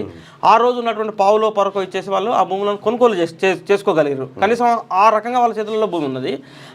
అదేవిధంగా దళిత గిరిజనులు లాంటి వాళ్ళు, ఇప్పుడు దళితులు గిరిజనులు కులం చెప్పుకోలేనటువంటి పరిస్థితి. గిరిజనులేమో అటవీని నమ్ముకున్నటువంటి నేపథ్యం, దళితులేమో కనీసం మాదిగోడు అని చెప్పుకోలేని పరిస్థితి, మాలోళ్ళు అని చెప్పుకోలేని పరిస్థితి, డక్కలోళ్ళు చిందోళ్ళు అసలు కులం చెప్పుకోలేని నేపథ్యంలో ఆ రోజు మావోయిస్ట్ పార్టీ ఆ వర్గాలను చైతన్యం చేయడం ద్వారా, ఆ వర్గాల ఉన్నటువంటి వాళ్ళందరినీ కూడా ఉద్యమంలోకి రావడం ద్వారా, ఇలా దొరలు పెత్తందారులందరూ కూడా ఆ వాళ్ళకు గౌరవం ఇవ్వడం ద్వారా ఇలా సమాజంలో వాళ్ళలో ఒక అద్భుతమైన చైతన్యం తీసుకురాగలిగింది. సో కొన్ని వర్గాల్లో చైతన్యం వచ్చింది, కొన్ని వర్గాలకు భూమి ఇతర హక్కులు దక్కగలిగినాయి బికాస్ ఆఫ్ ఆ పీపుల్స్ వార్ లాంటి పార్టీలు అది పురుడు పోసుకోవడం వల్లే సాధ్యమైంది. అట్లనే నేనేమంటున్నా అంటే దేశం మొత్తంలో మీరు అన్నట్టు ఇటువంటి ప్రాంతాల్లో ఆ పార్టీ తన సైద్ధాంతికతను మార్చుకొని ప్రజాస్వామ్య వ్యవస్థలోకి వస్తే బాగుంటుంది అనేది మీలాంటిలో మాలాంటిలో అభిలాష ఉండొచ్చు. కానీ ఆ పార్టీ యొక్క సిద్ధాంతం సైద్ధాంతికత ఏం చెప్తారంటే వాళ్ళు ఆకలి అణిచివేత అనేది ఈ దేశంలో ఉన్నది చెప్పిన నేనైతే ఒకటి చెప్తా, మావోయిస్టు సోదరులారా, ఉద్యమ రూపాన్ని మార్చాల్సిన సమయం. మీరు కోరుకున్నటువంటి అట్టడుగు వర్గాలకి అన్ని దక్కాలంటే అధికారం అనేటువంటి ఒక ఆయుధాన్ని ప్రజాస్వామ్యం మన ముందు పెట్టింది. ఈ భవిష్యత్తులో ఇంకా ప్రాణ నష్టాలు జరగకుండా ప్రజాస్వామ్యయుతంగా జరగాలంటే ఇక్కడ తెలంగాణ రాష్ట్రంలో బీసీ ఉద్యమం ప్రారంభమైంది. ఈ ఉద్యమంలోకి మీరు ఆ ఉద్యమాన్ని వదిలిపెట్టి ఈ ఉద్యమంలోకి రండి అని చెప్పి ప్రజాస్వామ్య పందాలో రండి. ఇదే ప్రజాస్వామ్య పందాలు లేకపోతే మనం కుంభమేళాపై గూగుల్ గులాబీల వర్షం. ప్రముఖ సెర్చ్ ఇంజన్ గూగుల్ కుంభమేళాను సృజనాత్మకంగా సెలబ్రేట్ చేసింది. కుంభమేళా మహాకుంభ్ అని సెర్చ్ చేయగానే గులాబీ రేకుల వర్షం. గులాబీని ఈ గులాబీలు ఏ రకంగా వాడుకుంటున్నారు? రైట్గా అవినీతి అడ్డుకుంటే హామీలన్నీ అమలు. మోడీ కేజ్రీవాల్ పేర్లు మాత్రమే వేరు, ఇద్దరి చేతులు ఒకటే. కేసీఆర్ అవినీతిని నిర్మూలించి హామీలు అమలు చేస్తున్నామని చెప్పి సీఎం రేవంత్ రెడ్డి చెప్పిండు. ఇక లిక్కర్ స్కామ్ అసలు పార్ట్నర్ను ఓడిస్తే ఢిల్లీలోనూ మంచి రోజులు వస్తాయని చెప్పి రేవంత్ రెడ్డి వ్యాఖ్యలు, దాని మీద మాట్లాడదాం. తెలంగాణలో తమ ప్రభుత్వం కేసీఆర్ అవినీతిని నిర్మూలించి హామీలను అమలు చేస్తున్నదని సీఎం రేవంత్ రెడ్డి అన్నారు. అవినీతిని నిర్మూలిస్తే హామీలు నెరవేర్చవచ్చని తెలిపారు. తెలంగాణలో లిక్కర్ స్కామ్ పార్ట్నర్ను ఓడించడం, ఢిల్లీలో అసలు పార్ట్నర్ను ఓడిస్తామని పేర్కొన్నారు. ఢిల్లీ పర్యటనలో ఉన్న సీఎం రేవంత్ రెడ్డి గురువారం DDU మార్గ్లోని కాంగ్రెస్ పార్టీ ఢిల్లీ ఆఫీసులో మీడియాతో మాట్లాడారు. ఢిల్లీ అసెంబ్లీ ఎన్నికలకు సంబంధించి కాంగ్రెస్ తరఫున గ్యారంటీల పోస్టర్ను ఆయన విడుదల చేశారు. ఢిల్లీలో కాంగ్రెస్ పార్టీ అధికారంలోకి వస్తే 300 యూనిట్ల వరకు ఫ్రీ కరెంట్ ఇస్తాం, 500కే గ్యాస్ సిలిండర్ అందజేస్తాం, సామాగ్రి కిట్ 5 కిలోల బియ్యం, 2 కిలోల చక్కెర, లీటర్ వంట నూనె, 6 కిలోల పప్పులు, 250 గ్రాముల చాయ్ పత్తా పంపిణీ చేస్తాం అని ప్రకటించారు. తాము ఎన్నికల కోసం రాజకీయాలు చేయడం లేదని, ఇచ్చిన మాట నిలబెట్టుకుంటామని తెలిపారు. తెలంగాణ రాష్ట్రాన్ని ఇస్తామన్న హామీని సోనియా గాంధీ నిలబెట్టుకున్నారని చెప్పారు. తెలంగాణలో ఎన్నికలకు ముందు ఇచ్చిన గ్యారంటీలను అమలు చేస్తున్నామని, అందుకే ఇప్పుడు ఢిల్లీలోనూ వాగ్దానాలు చేస్తున్నామని తెలిపారు. తెలంగాణలో తాము అధికారంలోకి వచ్చిన ఏడాదిలోనే 25 లక్షల మంది రైతు కుటుంబాలకు 22,000 కోట్ల రుణాలు మాఫీ చేశామని సీఎం రేవంత్ రెడ్డి చెప్పారు. స్వతంత్ర భారత చరిత్రలో ఉత్తరప్రదేశ్ లాంటి పెద్ద రాష్ట్రాలు కూడా ఇంత పెద్ద మొత్తంలో రుణమాఫీ చేయలేదన్నారు. 11 ఏళ్లలో ప్రధాని మోడీ కార్పొరేట్ కంపెనీలకు 16 లక్షల కోట్ల అప్పులు మాఫీ చేశారని, జనాన్ని మాత్రం పట్టించుకోవడం లేదని ఆయన మండిపడ్డారు. ఇక్కడ మనం కొన్ని చూస్తే వాతావరణంతో పాటు రాజకీయ కాలుష్యం పెరిగిపోయిందని వ్యాఖ్య. ఢిల్లీ అసెంబ్లీ ఎన్నికల్లో కాంగ్రెస్ గ్యారంటీల పోస్టర్ విడుదల. పవర్లోకి వస్తే 300 యూనిట్ల వరకు కరెంటు ఫ్రీ, 500కే గ్యాస్ ఇస్తామని హామీ. సో దీంట్లోకి పోయేకంటే ముందు రుణ ప్రణాళిక అని ఉంటుంది కదా, బ్యాంకులు అంటే ఈ జిల్లాలో ఇంత విడుదల చేయాలని చెప్పి మన బ్యాంకులు, మన జాతీయ బ్యాంకులు, మన గౌరవ బ్యాంకులు అన్ని కలిసి హైదరాబాద్లో వ్యవసాయదారులకు 5,000 కోట్లు ఇచ్చినాయి. ఎరికేనా? అమ్మో గ్రేటే. 5,000 కోట్లు. నేను షాక్ అయిన లెక్కలు చూసి. 5,000 కోట్లు వ్యవసాయం చేయమని హైదరాబాద్లో ఇచ్చినాయి. హైదరాబాద్ రైతు సూపర్. ఇంకా దాంట్లో గమ్మత్ ఏంది ఎరికేనా? ఇప్పుడు మీది సోమదేవరపల్లి, మీ ఊర్లో ఉన్న బ్యాంకు, మీ ఊర్లో 1000 మంది ఖాతాదారులు ఆ బ్యాంకులో. ఆ బ్యాంకులో జమ చేసినటువంటి డబ్బులో 70 నుంచి 80% మీ ప్రజల కోసం వినియోగించాలి. ఇది RBI రూల్స్. కానీ వీళ్ళు ఆ 10-20% ఇక్కడ పెట్టి 80% బయటికి. ఈ బ్యాంకులు చేస్తున్న దందాలు ఇవన్నీ. సో అట్లా ఇప్పుడు నేను ఎందుకో సడన్గా గుర్తుకొచ్చింది చెప్తా ఉన్నా. రుణ ప్రణాళిక చూస్తే మనం షాకింగ్ లెక్కలు ఉన్నాయి. అసలు ఎందుకురా మీ ప్రజలందరూ ఎందుకు అక్కడెక్కడ అసంతృప్తులుగా ఉన్నారు, రైతులు ఎందుకు ఆత్మహత్యలు జరుగుతూ ఉన్నాయంటే ఆ లెక్కలు చూసి నేనైతే పరేషాన్ అయిపోయినా. నీకు ఈ టార్గెట్ ఈ జిల్లాలో 500 కోట్లు అంటే 50 కోట్లు ఇచ్చారు. ఇంకా 450 కోట్లు కనుక రైతులకు కనుక రుణాల రూపంలో అందగలిగితే వాడు పని చేసుకొని బతికి మళ్ళీ కట్టుడు లేకపోతే ప్రభుత్వం కట్టుడు ఏదో ఒకటి. అది జరగలేదు. దాని మీద ఒకసారి మళ్ళీ చర్చ పెడదాం. కానీ ఇక్కడ కేజ్రీవాల్ కాంగ్రెస్ ఇండియా కూటమిలోని భాగస్వామ్య పక్షాలుగా ఉంటాయి. సో ఇప్పుడు ఢిల్లీ ఎన్నికల కోసం విడిపోయినా, నిజంగానే విడిపోయినా? ఇక నేను అంత దూరం పోను కానీ ఒక మాట చెప్తా. కేసీఆర్ చేపట్టిన వాళ్ళందరూ మునిగారు, మునగాల్సింది కేజ్రీవాల్ ఒక్కడే. ఒక్క మాటలు ఒకటే మాట ఇక దీని మీద చర్చ వద్దు, డిస్కషన్ వద్దు. జగన్మోహన్ రెడ్డి వద్దురా అని అంటే కేసీఆర్ చేపట్టుకొని నడిచిండు. 12 సీట్లకు 11 సీట్లకు పడిపోయిండు, ప్రతిపక్ష హోదా లేకుండా పోయిండు. అక్కడ దేవగౌడ ఇంటికి పోయిండు, దేవగౌడను కథం పట్టించి వచ్చిండు. ఉద్ధవ్ ఠాక్రే ఇంటికి ఉద్ధవ్ ఠాక్రే కథం పార్టీ లేకుండా పోయిండు. హేమంత్ సోరెన్ జైలు ఇక మిగిలిన నేను ఏమంటున్నాను, జగన్మోహన్ రెడ్డి అంటే ఇంట్లోకి వెళ్ళి బయటకు వెళ్ళకుండా తలుపులు పెట్టుకొని ఎడుతాడు. వద్దంటే తెలంగాణకు వచ్చిండు, ఢిల్లీ లిక్కర్ స్కామ్లు 2 ముఖ్యమంత్రుల భేటీ అన్నాడు, ఖమ్మంలో సభ పెట్టిండు, కేజ్రీవాల్ ఇంతెత్తు ఫోటోలు పెట్టిర్రు, కేసీఆర్ ఫోటోలు పెట్టిర్రు, పెట్టి భారీ సభకు తీసుకొని పోయిండు కేజ్రీవాల్ను, చేతులు జోడించిర్రు, అందరు పోయిర్రు, మిగిలింది ఆయన ఒక్కడే. చేయబట్టిన తర్వాత మిగులుతాడని నేత అనుకుంటలేను. అటవీ అనుమతులు ఇవ్వండి. 161 ప్రాజెక్టులు ఆగిపోయిన ఆర్టీసీ బస్సులను ఈ మోడల్లోకి మార్చేందుకు సహకరించండి. సాంగా ఒక్క నిమిషం అయిపోగలరు తీసుకుంటాం 2 minutes. కేంద్ర ప్రభుత్వానికి సీఎం రేవంత్ రెడ్డి విజ్ఞప్తి. కేంద్ర మంత్రులు భూపేందర్ యాదవ్, కుమారస్వామి, శ్రీనివాస వర్మతో భేటీ అయ్యారు. అటవీ అనుమతులు ఇవ్వండి అని చెప్పి రేవంత్ రెడ్డి విజ్ఞప్తి చేస్తూ ఉంటే, ఇక ఈ ఫార్ములా రేసుకు సంబంధించినటువంటి వార్త ప్రధానంగా వెలుగులో చూడొచ్చు. మనీ లాండరింగ్ బాండ్ల చుట్టే ఈడీ ఎంక్వైరీ. కేటీఆర్కు 52 ప్రశ్నలు 6.5 గంటల పాటు విచారణ. బీఆర్ఎస్కు గ్రీన్కో అనుబంధ కంపెనీల ఎలక్ట్రోల్ బాండ్ల వెనుక మొదలైంది. 41 కోట్ల రూపాయల బాండ్లు ఇచ్చిన 15 రోజుల్లోనే ఫార్ములా ఈ రేస్ అగ్రిమెంట్ల. బ్రిటన్కు మనీ ట్రాన్స్ఫర్ చేసేటప్పుడు ఆర్బీఐ రూల్స్ ఎందుకు పాటించలే? ఎలక్షన్ కోడ్ ఉన్న టైంలో విదేశీ కంపెనీకి ఎలా చెల్లిస్తారు? ఈసీ గైడ్లైన్స్ తెలివయా? మీరు చెప్తేనే చేశామని ఆఫీసర్లు అంటున్నారు, వీటికి మీ సమాధానాలు ఏమిటి? డాక్యుమెంట్లు ముందు పెట్టి ప్రశ్నించిన ఈడీ, రూల్స్ చూసుకోవాల్సిన బాధ్యత ఆఫీసర్లదేనన్న కేటీఆర్. కొన్ని ప్రశ్నలకు దాటవేత, మరికొన్నింటికి నో ఆన్సర్. ఇప్పుడు ఈడీ ఎన్ని క్వశ్చన్స్ అడుగుతుందో తెలియదు, ఏసీబీ ఈ మీడియా అడిగే ప్రశ్నలు ఉన్నాయి చూడు, వీటితోటి పరిశాన్ ఉన్నది. అంటే లే ఇప్పుడు ఇది లేకపోతే మరి ప్రజలకు వాస్తవాలు చెప్పగలిగింది కూడా ఇదే కదా, ప్రజలలో చర్చ జరగాలి కదా, ఎట్లా సాధ్యమవుతుంది? ఇవి చూసి ఇవాళ పేపర్లను చూసి అధికారులు రాసుకొని అడగవలసిన పరిస్థితికి వచ్చింది. అంటే అట్లేం కాదు, ఇప్పుడు మన దగ్గర పనిచేసేటువంటి జర్నలిస్టులు కూడా, జర్నలిస్టులకు ఎందుకుంటే వాళ్ళు జనరల్గా పిచ్చాపాటుగా డిస్కషన్ చేసినప్పుడు ఆఫీసర్లతోని పబ్లిక్ తోని అందరితో ఇంటరాక్ట్ అయ్యేటప్పుడు ఏముంటాయి సార్, ఏంటనే చదివితే మనకి ఇందులో క్వశ్చన్ పేపర్ తయారీ ఏమంటే నీకు ఇచ్చిన తయారీతో నాకు ఇచ్చిన తయారీతో ఏముంటుంది అలా గవే రాసుకుంటారు. మనం ఫార్ములా ఈ రేస్ కేసులో BRS working president KTR enforcement directorate ప్రశ్నించింది. మనీ లాండరింగ్, ఎలక్షన్ బాండ్ చుట్టూ ఎంక్వైరీ సాగింది. ఆర్బీఐ రూల్స్ కు విరుద్ధంగా 45.71 కోట్లను బ్రిటన్లోని కంపెనీకి చెల్లించడం, ఫార్ములా ఈ రేస్ అగ్రిమెంట్ కు 15 రోజుల ముందు బీఆర్ఎస్ పార్టీకి 41 కోట్ల ఎన్నికల ఫండ్ ను గ్రీన్కో అనుబంధ కంపెనీలు కేటాయించడంపై కేటీఆర్ ను సుదీర్ఘంగా ఈడీ విచారించింది. ఒక్క నిమిషం, ఇక్కడే దీని మీద వార్తొద్దు, సబ్జెక్ట్ అంతా కూడా ఇక్కడే ఉన్నది, గుర్తుపెట్టుకోవాలి. ఆర్బీఐ రూల్స్ కు విరుద్ధంగా 45.71 కోట్లను బ్రిటన్ లోని కంపెనీకి చెల్లించడం అంటే ఎక్కడి నుంచి చెల్లించారు వీళ్ళు? నేరుగా ప్రభుత్వ ఖజానా నుంచి అఫీషియల్ గా 45.71 కోట్ల రూపాయలు డబ్బులు వేనాయి. క్లియర్ గా మళ్ళీ 41 కోట్ల రూపాయల ఫండ్ గ్రీన్ అనుబంధ కంపెనీ బీఆర్ఎస్ పార్టీకి వచ్చినాయి. ఇది క్లియర్ గా కనబడుతుంది కదా. ఎవిడెన్స్ మనకి ఏం చెప్తుంది అంటే క్లారిటీగా, అది 5 కోట్ల రూపాయల అవినీత, ఇది 5 లక్షల రూపాయల అవినీత అని కాదు, పోయిన లెక్క, లెక్క. అది ఎవిడెన్స్, బలమైన ఎవిడెన్స్. అది నీకు దానిలో ఎప్పుడు కాదని లేనటువంటి అది. ఇప్పుడు మీరు జనరల్ గా చూడండి, ఎక్కడైనా ప్రజలకు కూడా అర్థం కావాలి, 5,000 రూపాయలు 2,000 రూపాయలు ఒక ఎంఆర్ఓ అన్నట్టు ఏదైనా ఫైల్ తీసుకున్నాను అనుకో, 2,000 రూపాయలు తీసుకున్నటువంటి 6 నెలలు గదే 3 నెలలు 2 నెలలు బెయిల్ ఉంటుంది. 2,000 గుర్తుపెట్టుకోండి, 90 రోజులు దాకా బెయిల్ రాదు. 2 లక్షలు 20 లక్షలు 2 కోట్లు తీసుకున్నాను, గదే 90 రోజులు బెయిల్. 2,000కు 2 కోట్లకు పెద్ద తేడా ఉండదు. 45 కోట్లైనా 4,500 కోట్లైనా లెక్క గదే ఎంతైనా దొంగ. లై డిటెక్టర్ పరీక్షకు రెడీ, అందుకు సీఎం రేవంత్ సిద్ధమా? కేటీఆర్ అంటే మిషన్ తెప్పిమంటున్నావా ఎట్లా, నాకు అర్థం కాలేదు. మిషన్ తెప్పి ఏసీబీ అడిగిన ప్రశ్నలే ఈడీ అడిగిందని వ్యాఖ్య. కాదు, లై డిటెక్టర్ పరీక్షలకు రెడీ ఇప్పటిదాకా. అందుకే కేటీ రామారావు గారు మీకు మీ నాయనను చూసి బాధ అనిపించి చెప్తా ఉన్నా, కానీ చెడుగు తయారైపోయినావు. ఇప్పుడు పోలీస్ ఆయన కొట్టేటప్పుడు సారు అని దండం పెట్టు, ఇడిచిపెడతాడు, అంటే మళ్ళా కొడతాడు. ఇప్పుడు దీనికి పోయి ఈ తీటకీడ ఏం చేసినావు? ఔటర్ రింగ్ రోడ్ మీద ఎంక్వైరీ అంటే వేసిపో అని, కరెంటు మీద వేయమని మీరే కొడితే వేసే, కాళేశ్వరం మీద వేయమని మీరే కొడితే వేసే, ఇప్పుడు మళ్ళీ లైట్ డిటెక్టర్ అని పడితే సరే తీ అన్నాడు అనుకో, మన మిషన్ తెచ్చి వాళ్ళ వడ్డీకి పెట్టడు. బాధ ఏం తెలుసా, ఇంటి వెనక బాగా తిట్టినట్టున్నది. ఎవరు? శైలిమా. నువ్వు పోయటం పోక మమ్మల్ని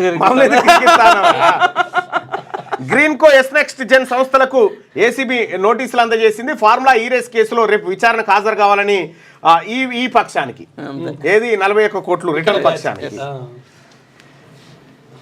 స్పేస్లో శాటిలైట్ల షేక్ హ్యాండ్. భూకక్షలోకి ప్రవేశపెట్టిన స్పెడెక్స్ 1 చేజర్, స్పెడెక్స్ 2 టార్గెట్ను గురువారం విజయవంతంగా డాకింగ్ చేసి ఇస్రో చరిత్ర సృష్టించింది. ఈ ఘనత సాధించిన 4వ దేశంగా ఇండియా నిలిచింది. రైట్, అది అత్యంత కీలకమైంది.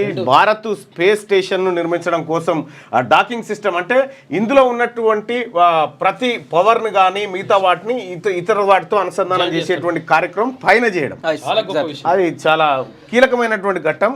అది షేక్ హ్యాండ్ రూపంలో రాసి మూతపడిన హిండెన్బర్గ్ అదాని గ్రూప్ అకౌంటింగ్ మోసాలకు పాల్పడిందని ఆరోపించిన హిండెన్బర్గ్ రీసెర్చ్ సంస్థ మూతపడింది. తాము పెట్టుకున్న గోల్స్ అన్నింటినీ చేరుకున్నామని, అందుకే కంపెనీని మూసేస్తున్నామని హిండెన్బర్గ్ ఫౌండర్ నెట్ ఆండర్సన్ ప్రకటించారు. గోల్స్ అన్నింటినీ చేరుకున్నామని అయిపోయిందట. ఆయనతో ఆధారంగా ఉన్నాడా మరి తెలియదు. భయపడతారేమని కూడా చెప్తున్నాం మళ్ళీ ఆయన. ట్రాక్టర్ను ఢీకొట్టిన తుఫాన్ వెహికల్, 4 మృతి. మహారాష్ట్రలోని ఔరంగాబాద్ వద్ద ఘటన. మృతులంతా యాదగిరిగుట్ట జిల్లా వాసులే. టూరిస్ట్ ప్లేసులు చూసి షిర్డీ వెళ్తుండగా ప్రమాదం. డెడ్ బాడీలపై ఉన్న 10 తులాల గోల్డ్ మాయమైపోయిందట. ట్రాక్టర్ను ఢీకొట్టిన తుఫాన్ వెహికల్, 4 మృతి. యాదగిరిగుట్ట వాసులంట. ఒక్క నిమిషం, ఇంకా దీనిలో ఉంది ఆ ఊరు, అది ఇది చూద్దాం. Okay right. ఇక పార్టీ ఫిరాయింపులపై సుప్రీంకు బీఆర్ఎస్ 10 మంది ఎమ్మెల్యేలపై చర్యలు చేపట్టేలా స్పీకర్కు ఆదేశాలు ఇవ్వాలని పిటిషన్లు. దానం, కడియం, శ్రీహరి, తెల్లంపై ఎస్ఎల్పి స్పెషల్ పిటిషన్ వేసిరు. ఇక మిగతా 7గురిపై రిట్ పిటిషన్ దాఖలు చేశారు. పార్టీ ఫిరాయించిన ఎమ్మెల్యేలపై చర్యలు చేపట్టేలా స్పీకర్కు ఆదేశాలు ఇవ్వాలని కోరుతూ సుప్రీంకోర్టును బీఆర్ఎస్ ఆశ్రయించింది. 10 మంది ఎమ్మెల్యేలపై 2 పిటిషన్లు దాఖలు చేసింది. ఏదేమైనప్పటికీ కూడా ఏం ఉండదు దాంట్లో.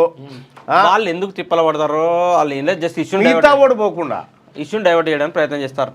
సైఫ్ అలీ ఖాన్కు కత్తిపోట్లు. అర్ధరాత్రి ఇంట్లోకి చొరబడి 6 చోట్ల పొడిచి పరారైన దుండగుడు. యాక్టర్ మెడ, వెన్నుముక్క, ఎడమ చేతికి తీవ్ర గాయాలు. ముంబైలోని లీలావతి ఆసుపత్రికి తరలింపు.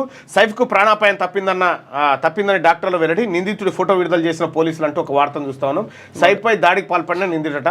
ఇంట్లో అర్ధరాత్రి చొరబడి దొంగతనానికి వచ్చినా దేనికి వచ్చినో తెలియదు. హీరోను దొంగ కొట్టిపోయిండు. కారు దొరకకపోతే ఆటోలో తీసుకోలేరట. కారు దొరకకపోతే ఒక ఆటోలో 2 కిలోమీటర్స్ తీసుకుపోయారట. సో ఇది జరగకూడదు. తెలంగాణ వాదనకే మొగ్గు. గంపగుత్త కేటాయింపుల్లో ఏపీ తెలంగాణ వాటాలు తేల్చడమే ముఖ్యమన్న బ్రజేష్ కుమార్ ట్రిబ్యునల్.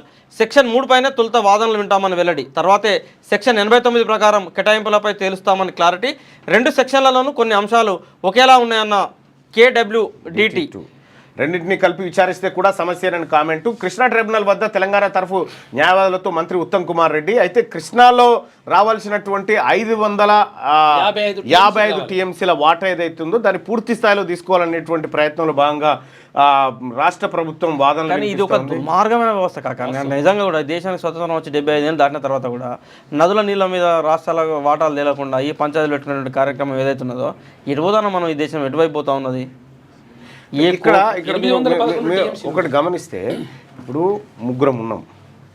ముగ్గురం ఉంటే నదీ జలాలు ఉన్నాయి. నదీ జలాల వాటా నేను కొద్దిగా పొదుపు వాడుకుంటా, కొన్ని కాపాడుకుంటా. నువ్వు వస్తున్నాయి కదా అని దూపకు తాగినావు. ఆయనకు తాగిండా, ఆయనకు లేవా ఇప్పుడు మళ్ళీ కడుపు మాడేటట్టుందని మళ్ళీ ఇన్ని తీసిచ్చు.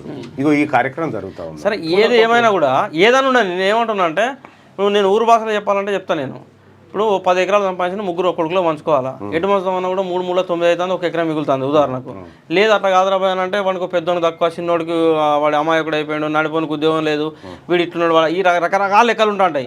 సో ఈ పంచాయతీలు ఊరోళ్ళే తెంపినప్పుడు వాళ్ళ కూర్చొని మాట్లాడుకుని పరిష్కారాలు చేసుకున్నప్పుడు ఈ నది వాటాల వ్యవస్థలో ఇంతమంది ఆఫీసర్లు, ఇంతమంది అధికారులు, ఇంతమంది న్యాయమూర్తులు, ఇంతమంది ప్రభుత్వాధినేతలు, దీనికి ట్రైబ్యునల్ ఎందుకు ఈ దేశం మనం ఎవడు పరిపాలిస్తాడు, ఎటువైపు పోతుంది, ఎందుకు ఎవరి కోసం ఈ వ్యవస్థ? ఇప్పుడు సోమదేవరపల్లికి 2 పెద్ద మనుషులను తెచ్చి కూర్చొని పెడితే తెంపుతారు. ఓఎంఆర్ పద్ధతిలోనే నీట్ యూజీ. దేశమంతా ఒకే రోజు ఒకే ఫెస్ట్ లో వైద్య విద్య ఎంట్రన్స్ టెస్ట్ ప్రకటించిన కేంద్ర సర్కార్. కేంద్ర ఉద్యోగులకు పే కమిషన్. ఇక 8వ వేతన సంఘం ఏర్పాటుకు కేంద్ర కేబినెట్ ఆమోదం చెప్పింది. త్వరలోనే కమిషన్ చైర్మన్, 2 సభ్యుల నియామకం. సో ఇక్కడ పిఆర్సీ కమిషన్ ఏర్పాటు చేసి రాష్ట్ర స్థాయిలో ఏర్పాటు చేయాల్సినటువంటి అవసరం ఉంది. ఎందుకంటే ఇప్పటికే వెనకబడ్డారు. రైట్గా ఒకసారి మా మిత్రులు ఏదో ఒక సాంగ్ రిలీజ్ కార్యక్రమం ఉంది. ఒకసారి ఆ సాంగ్ ఒకసారి ఎక్కడుంది? వరంగల్లో కూడా మా రవాణా కూడా ఒక సాంగ్ ఎక్కడుంది బన్నీ? అచ్చా, ఈ డౌన్లోడ్ కావాలేమో కదా. ఒక్క నిమిషం అయిందా? అది ఓపెన్ చేయి రజని. ఇగో అధ్యక్ష, తీన్మార్ మల్లన్న టీం రాష్ట్ర అధ్యక్షుడు రజనీ గారు మరియు చదువు మంత్రం చదువు.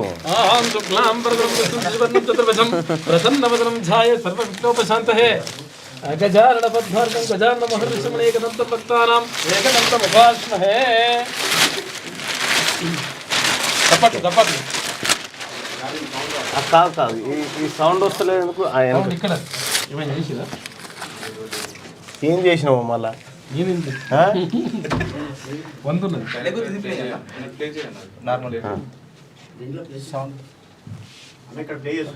ప్లే చేయి.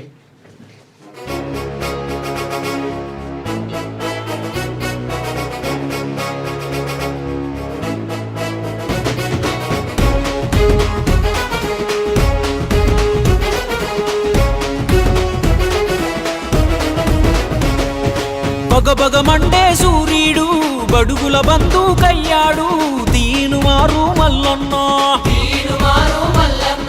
తిరగబడతడన్యాయముపై తిరుగుతాడురా న్యాయముకై తీనుమారు మల్లన్న నిరుపేదలకు నీడరా నీతి నిజాయితీ చాడరా కార్మిక కర్షక నేస్తము అందిస్తాడు అభయహస్తము నమ్ముకున్న తన వాళ్ళను చల్లగా చూడగా పోరుకు దూకెరా నాయకుడంటే తానే జనమంత కదిలే తనతోనే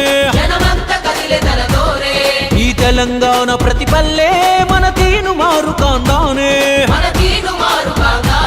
సబ్బండ వర్గ దండోరా పేదోళ్ళ అండదండేరా మన తీనుమారు మల్లన్న ఎలుగెత్తె జనం గొంతేరా బగబగమండే సూర్యుడు బడుగుల బంధుకయ్యాడు తీనుమారు మల్లన్న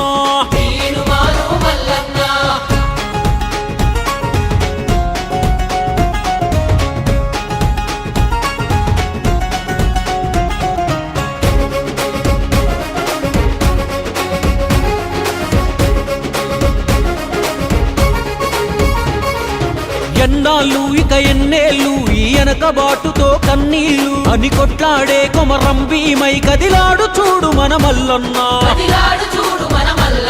ఏ అధికారానికి లొంగడురా చల్ పదవులు పైసలు జుజుబీరా తీనుమారు మల్లన్నంటే నికరంగా నిప్పుల వంతెనరా జనాభాలోన మేటిరా జెండాలే మోస్తామురా ఈ బానిస సంఖ్యలేందిరా ఇక బద్దలు కొట్టెయ్యాలిరా అను యుద్ధ నీతినే మనకు నేర్పిన పెద్ద పులే మల్లన్నరా నాయకుడంటే తానే జనమంత కదిలే తనతోనే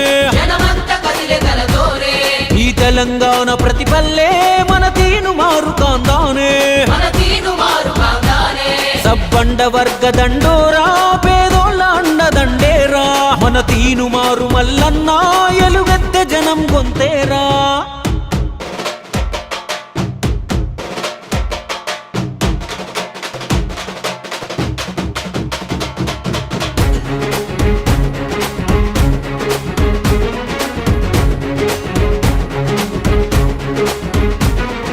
ప్రేమకు తాను ఆస్థానం తను పేదవాడి న్యాయస్థానం ప్రజా దర్బారులోన ఎన్నో గుండెలకైనడు ఆధారం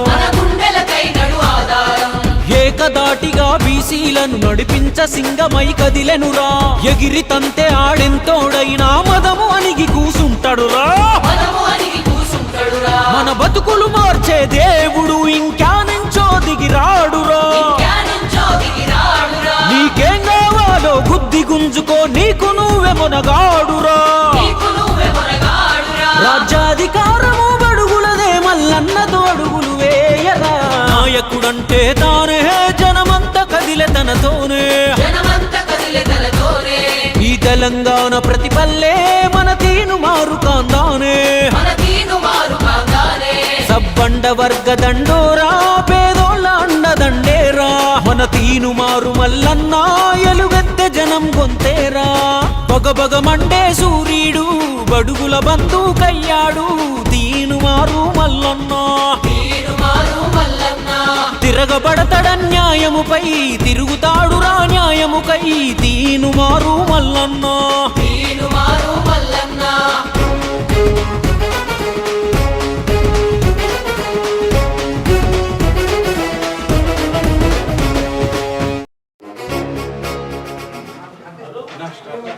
right thank you so much. ఇక ఆంధ్రజ్యోతిలో ఉన్నటువంటి వార్తను చూద్దాం. ఈ పాటను రూపొందించి ప్రజెంట్ చేసిన మా సోదరుడు తమ్ముడు నరేష్కి, అలాగే మిగతా వాళ్ళ బృందానికి ధన్యవాదాలు. ఇక హిండెన్బర్గ్ రీసెర్చ్ మూసివేత వ్యవస్థాపకుడు నాథన్ ఆండర్సన్ ప్రకటన. ఎవరు ఒత్తిళ్లు బెదిరింపులు లేవని వెల్లడి. సంస్థ నడపడం సాహసం అని వ్యాఖ్య. జీవితంలో ఒక అధ్యాయంగా అభివర్ణన. ఇగో మీరు ఒకసారి చూస్తే వికీలీక్స్ ఒకటి, తర్వాత హిండెన్బర్గ్, అంతకంటే ముందు ఇది తెహల్కాన్ ఉండేవాడు. తెహల్కా అని ఇదివరకు ఉంటుండే, కొంచెం ఇప్పుడు ఉందో లేదో లేదు. తెహల్కాది కొన్ని ఏది ఇన్వెస్టిగేషన్స్, తర్వాత ఈ వీడు వికీలీక్స్ వాడేమో వీడు అమెరికా కేబుల్స్, ఎగ్జాక్ట్లీ వీడేమో మొత్తం కుదేలు చేసి పారేసిండు లెక్కలతోటి. అయితే మీరు తెహల్కా ఎక్కడంటే బంగారు లక్ష్మణ్ది. బంగారు లక్ష్మణ్ అప్పుడు భారతీయ జనతా పార్టీ జాతీయ అధ్యక్షుడు దళితుడు. స్టాంపుల కుంభకోణం కూడా నువ్వు తెహల్కా.com. సో చేసిరు వాళ్ళు. కానీ ఇవన్నీ కూడా ఎందుకు మూతపడుతున్నాయి ఏంది అని అన్నప్పుడు, సరే మీరు అన్నట్టు కుట్రకోణం ఏముందా అనేది సర్చ్ చేయాలి ఒకటి. రెండోది ఏంటంటే ఈ వ్యవస్థలు ఎప్పుడు బాగా గుర్తుపెట్టుకోరు. అవినీతి పరులు బతకడం అనేది చాలా ఈజీ, నిజాయితీ పరులు బతకాలంటే చాలా కష్టం. మంచిగా బతకాలంటే ప్రతిరోజు కష్టపడాలి. చెడ్డగా ముద్రేసుకుంటే ఏ కష్టపడాల్సిన అవసరం లేదు. సో అట్లా ఎగ్జాక్ట్లీ ఇప్పుడు నీతిగా బతకాలంటే రోజు కష్టపడాలి. కానీ అవినీతి పరునికి ఏమన్నా ఎక్కడ పడితే అక్కడ పైసలు తీసుకునేటానికి ఇబ్బంది అయితే ఉంటుంది. కానీ వానికి ఏమి ఇబ్బంది చెప్పు? ఏడ దొరుకుతాడు, ఇక్కడ 50 దొరుకుతాయి, 500 దొరుకుతాయి, 5 లక్షలు, ఎంతసేపు అని ఆడటం అదే ఉంటుంది కదా. నీతిగా బతకడానికి మనకి 5 లక్షలు ఏమన్నా నా యాదని పోతాడు కదా. రైట్ గా సైఫ్ అలీ ఖాన్ కు కత్తిపోట్ల వార్త మనం చూసుకున్నాం. ఇప్పటిదాకా 2.5 అంగుళాల కత్తి అంచు తొలగింపట, వెన్నుముఖరించట. 2.5 అంగుళాలు ఇంత ఇరికిందట. దాంట్లో వెన్నుముక. లీలావతి ఆసుపత్రిలో శస్త్రచికిత్స, నిలకడగా ఆరోగ్యం ఉంది. ఇక 12 మంది మావోయిస్టుల కాల్చివేత, 2 కిలోమీటర్ల మేర వెంటాడిన భద్రతా దళాలు. తెలంగాణ సరిహద్దు మారేడుబాక అడవిలో ఘటన, 1000 మందితో ఆపరేషన్, భారీగా ఆయుధాల స్వాధీనం. మావోయిస్టుల సాంకేతిక టీం కమాండర్ లొంగుబాటు. దోపిడీ దొంగల బీభత్సం. ఇక బీదర్లో సెక్యూరిటీ వాహనంపై దాడి, గార్డు మృతి చెందిండు, మరొకరికి తీవ్ర గాయాలు. ఏటీఎంలో నింపాల్సిన 93 లక్షలతో పరారయ్యారు. హైదరాబాద్కు చేరిక, రాయ్పూర్ వెళ్లేందుకు యత్నం. అబిడ్స్లో ఇద్దరికి బస్ టికెట్ కొనుగోలు.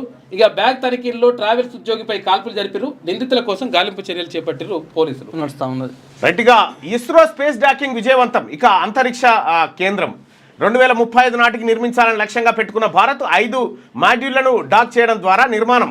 అందులో భాగంగానే స్పేస్ డాకింగ్ ప్రయోగం నిర్వహణ. 2028 డిసెంబర్ నాటికి తొలి మాడ్యూల్ లాంచింగ్. తర్వాత దశల వారీగా మిగతా 4 మాడ్యూళ్లు రోదస్లోకి భూమికి 400 కిలోమీటర్ల ఎత్తున పరిభ్రమిస్తూ సేవలు అందించబోతా ఉంది.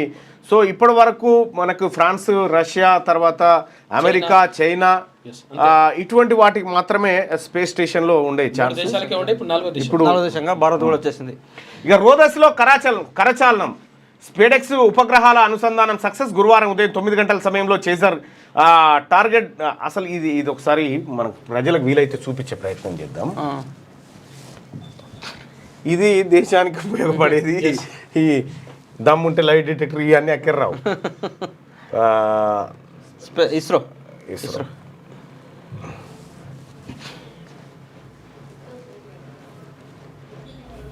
ఇదే SpaDeX live docking. SpaDeX live ఇది అంటే సిఎన్బిసి ఉంది. ఇది కాకుండా వాళ్ళదే బెస్ట్ అఫీషియల్. ఇస్రో అఫీషియల్ ఇది కదా 2 వీక్స్ ఎగో ఉంది. ఇది 2 మంత్స్ ఎగో లైవ్ 2 వీక్స్ ఎగో ఇది. ఇంకా మరి ఆయనతో ఇవి వద్దు, మనకు స్ట్రైకింగ్స్ పడుతుంటాయి. Right okay. రైట్గా చూపించలేకపోతున్నాం అనివార్య కారణాల వల్ల. ఇక ఇది అతి త్వరలోనే భారతదేశానికి కూడా ఒక ప్రత్యేక ఏది అంతరిక్ష కేంద్రం రూపుదిద్దుకోబోతా ఉంది 2035 నాటికి. ఇక రేవంత్ లైట్ డిటెక్టర్ సిద్ధమా? ఎన్నిసార్లు విచారణ పిలిచినా వస్తాను. పైసా అవినీతి జరిగినప్పుడు ఇంకా కేసు ఏమిటి? తిప్పి అవే ప్రశ్నలు అడుగుతున్నారని కేటీఆర్ అంటే ఈడీ కార్యాలయం వద్ద వాడు కిషాన్ గాడు వాడవుడు వీడు నేను అడవుడు చేసారు. కాటా కంటోన్మెంట్ రౌడీయా? Cantonment rowdy. అచ్చా, ఫిరాయింపు ఎమ్మెల్యేలపై వానంత బేకార్ గాడు ఇంకోటి ఉన్నాడు. వేస్ట్. విదేశీ కరెన్సీ సమయం రావాలి, అన్ని వాతావరణం అంతా అనుకూలించాలి. మంచి విదేశీ కరెన్సీలో ఎందుకు చెల్లించారు? రిజర్వ్ బ్యాంక్ అనుమతి తీసుకున్నారా? మంత్రిగా నిబంధనలు ఎలా ఉల్లంఘించారు? మీ ఆదేశాలను పాటించమని హెచ్ఎండిఏ మాజీ చీఫ్ ఇంజనీర్ చెప్పారు కదా. ఫార్ములా ఈ రేసులో కేటీఆర్పై ఈడీ ప్రశ్నలు అడిగిన వాటికే జవాబు ఇవ్వాలని స్పష్టీకరణ. అరవింద్ కుమార్, బిఎల్ఎన్ రెడ్డి వాంగ్మూలం ఆధారంగా ప్రశ్నలు, స్టేట్మెంట్ రికార్డు అంతా అధికారులే చూసుకున్నారన్న కేటీఆర్. 7.5 గంటల విచారణ, ఈడీకి 2 డాక్యుమెంట్లు. నెక్స్ట్ జన్కు నోటీసులు. ఫార్ములా ఈ కేసులో రేపు విచారణకు ఏసీబీ పిలుపునిచ్చిందట. వాళ్ళని కూడా పిలుస్తూ ఉన్నారు. సోపది పడితే అట్లుంటుంది. అంతే కదా అంతే కదా. లిక్కర్ స్కామ్ లో భాగస్వాములను ఓడించాం, ప్రధాన పాత్రధారి కేజ్రీవాల్ని ఇంటికి పంపిస్తాం, ఢిల్లీకి మోదీ కేజ్రీ చేసిందేమీ లేదు సీఎం రేవంత్. ఎన్నికల గ్యారంటీలను ప్రకటించిన ముఖ్యమంత్రి, హామీల అమలు బాధ్యత తనదేనని భరోసా. తెలంగాణ అభివృద్ధికి సహకరించండి, వివిధ ప్రాజెక్టుల అటవీ శాఖ అనుమతులు ఇవ్వండి, కేంద్ర మంత్రి భూపీందర్ యాదవ్కు సీఎం వినతి. హైదరాబాద్ బస్సుల్ని ఈ మోడల్లోకి మారుస్తాం, దీనికి సహకరించండి కుమారస్వామికి విజ్ఞప్తి. సింగపూర్ దావోస్కు రేవంత్, 6 రోజుల విదేశీ పర్యటనకు సీఎం బృందం పయనమైంది. ఇక 96 గంటల సుదీర్ఘ చర్చలు, దానివల్ల ఇజ్రాయెల్ హమాస్ కాల్పుల విరమణ ఒప్పందానికి అమెరికా, ఈజిప్ట్, ఖతార్ మధ్యవర్తిత్వం, హమాస్ వెనక్కి తగ్గే వరకు ఆమోదించం. నేతన్యాహు, ఇజ్రాయెల్ వైదొలిగితేనే బందీల విడుదల అని చెప్పి హమాస్. ఒప్పందం ఘనత మాదే, బైడెన్ ట్రంప్ ప్రకటనలు. అంటే అయ్యో ఇది మోడీ లేడా ఇంట్లో లేనట్టుగా యుద్ధాల నాపుట్లు ఆయనే ఉండాలి కదా. అంతే కదా. విజయవాడ హైవేపై ట్రాఫిక్ జామ్, 4 కిలోమీటర్ల మేర నిలిచిపోయిన వాహనాలు. చిట్యాల రైల్వే బ్రిడ్జ్ వద్ద ఇరికిన కంటైనర్. ఏపీ నుంచి హైదరాబాద్కు ప్రజల రాక, నగరం వైపు రోడ్లపై వాహనాలు బార్లు. నేను కడుపు సాలకుండా వీడు చేసిన మోసం. 4 కిలోమీటర్లు మొత్తం బండ్లన్నీ ఆగిపోయినాయి ఎక్కడికక్కడ. ఏడ ఉంది అది కంటైనర్ ఎక్కడ ఉంది? లేదు నా దాంట్లోనే ఉంటుంది కానీ నిన్నటి దాంట్లో ఉంటుంది. నిన్న పంపినా చాలా ఉన్నాయి. ఇక కంటైనర్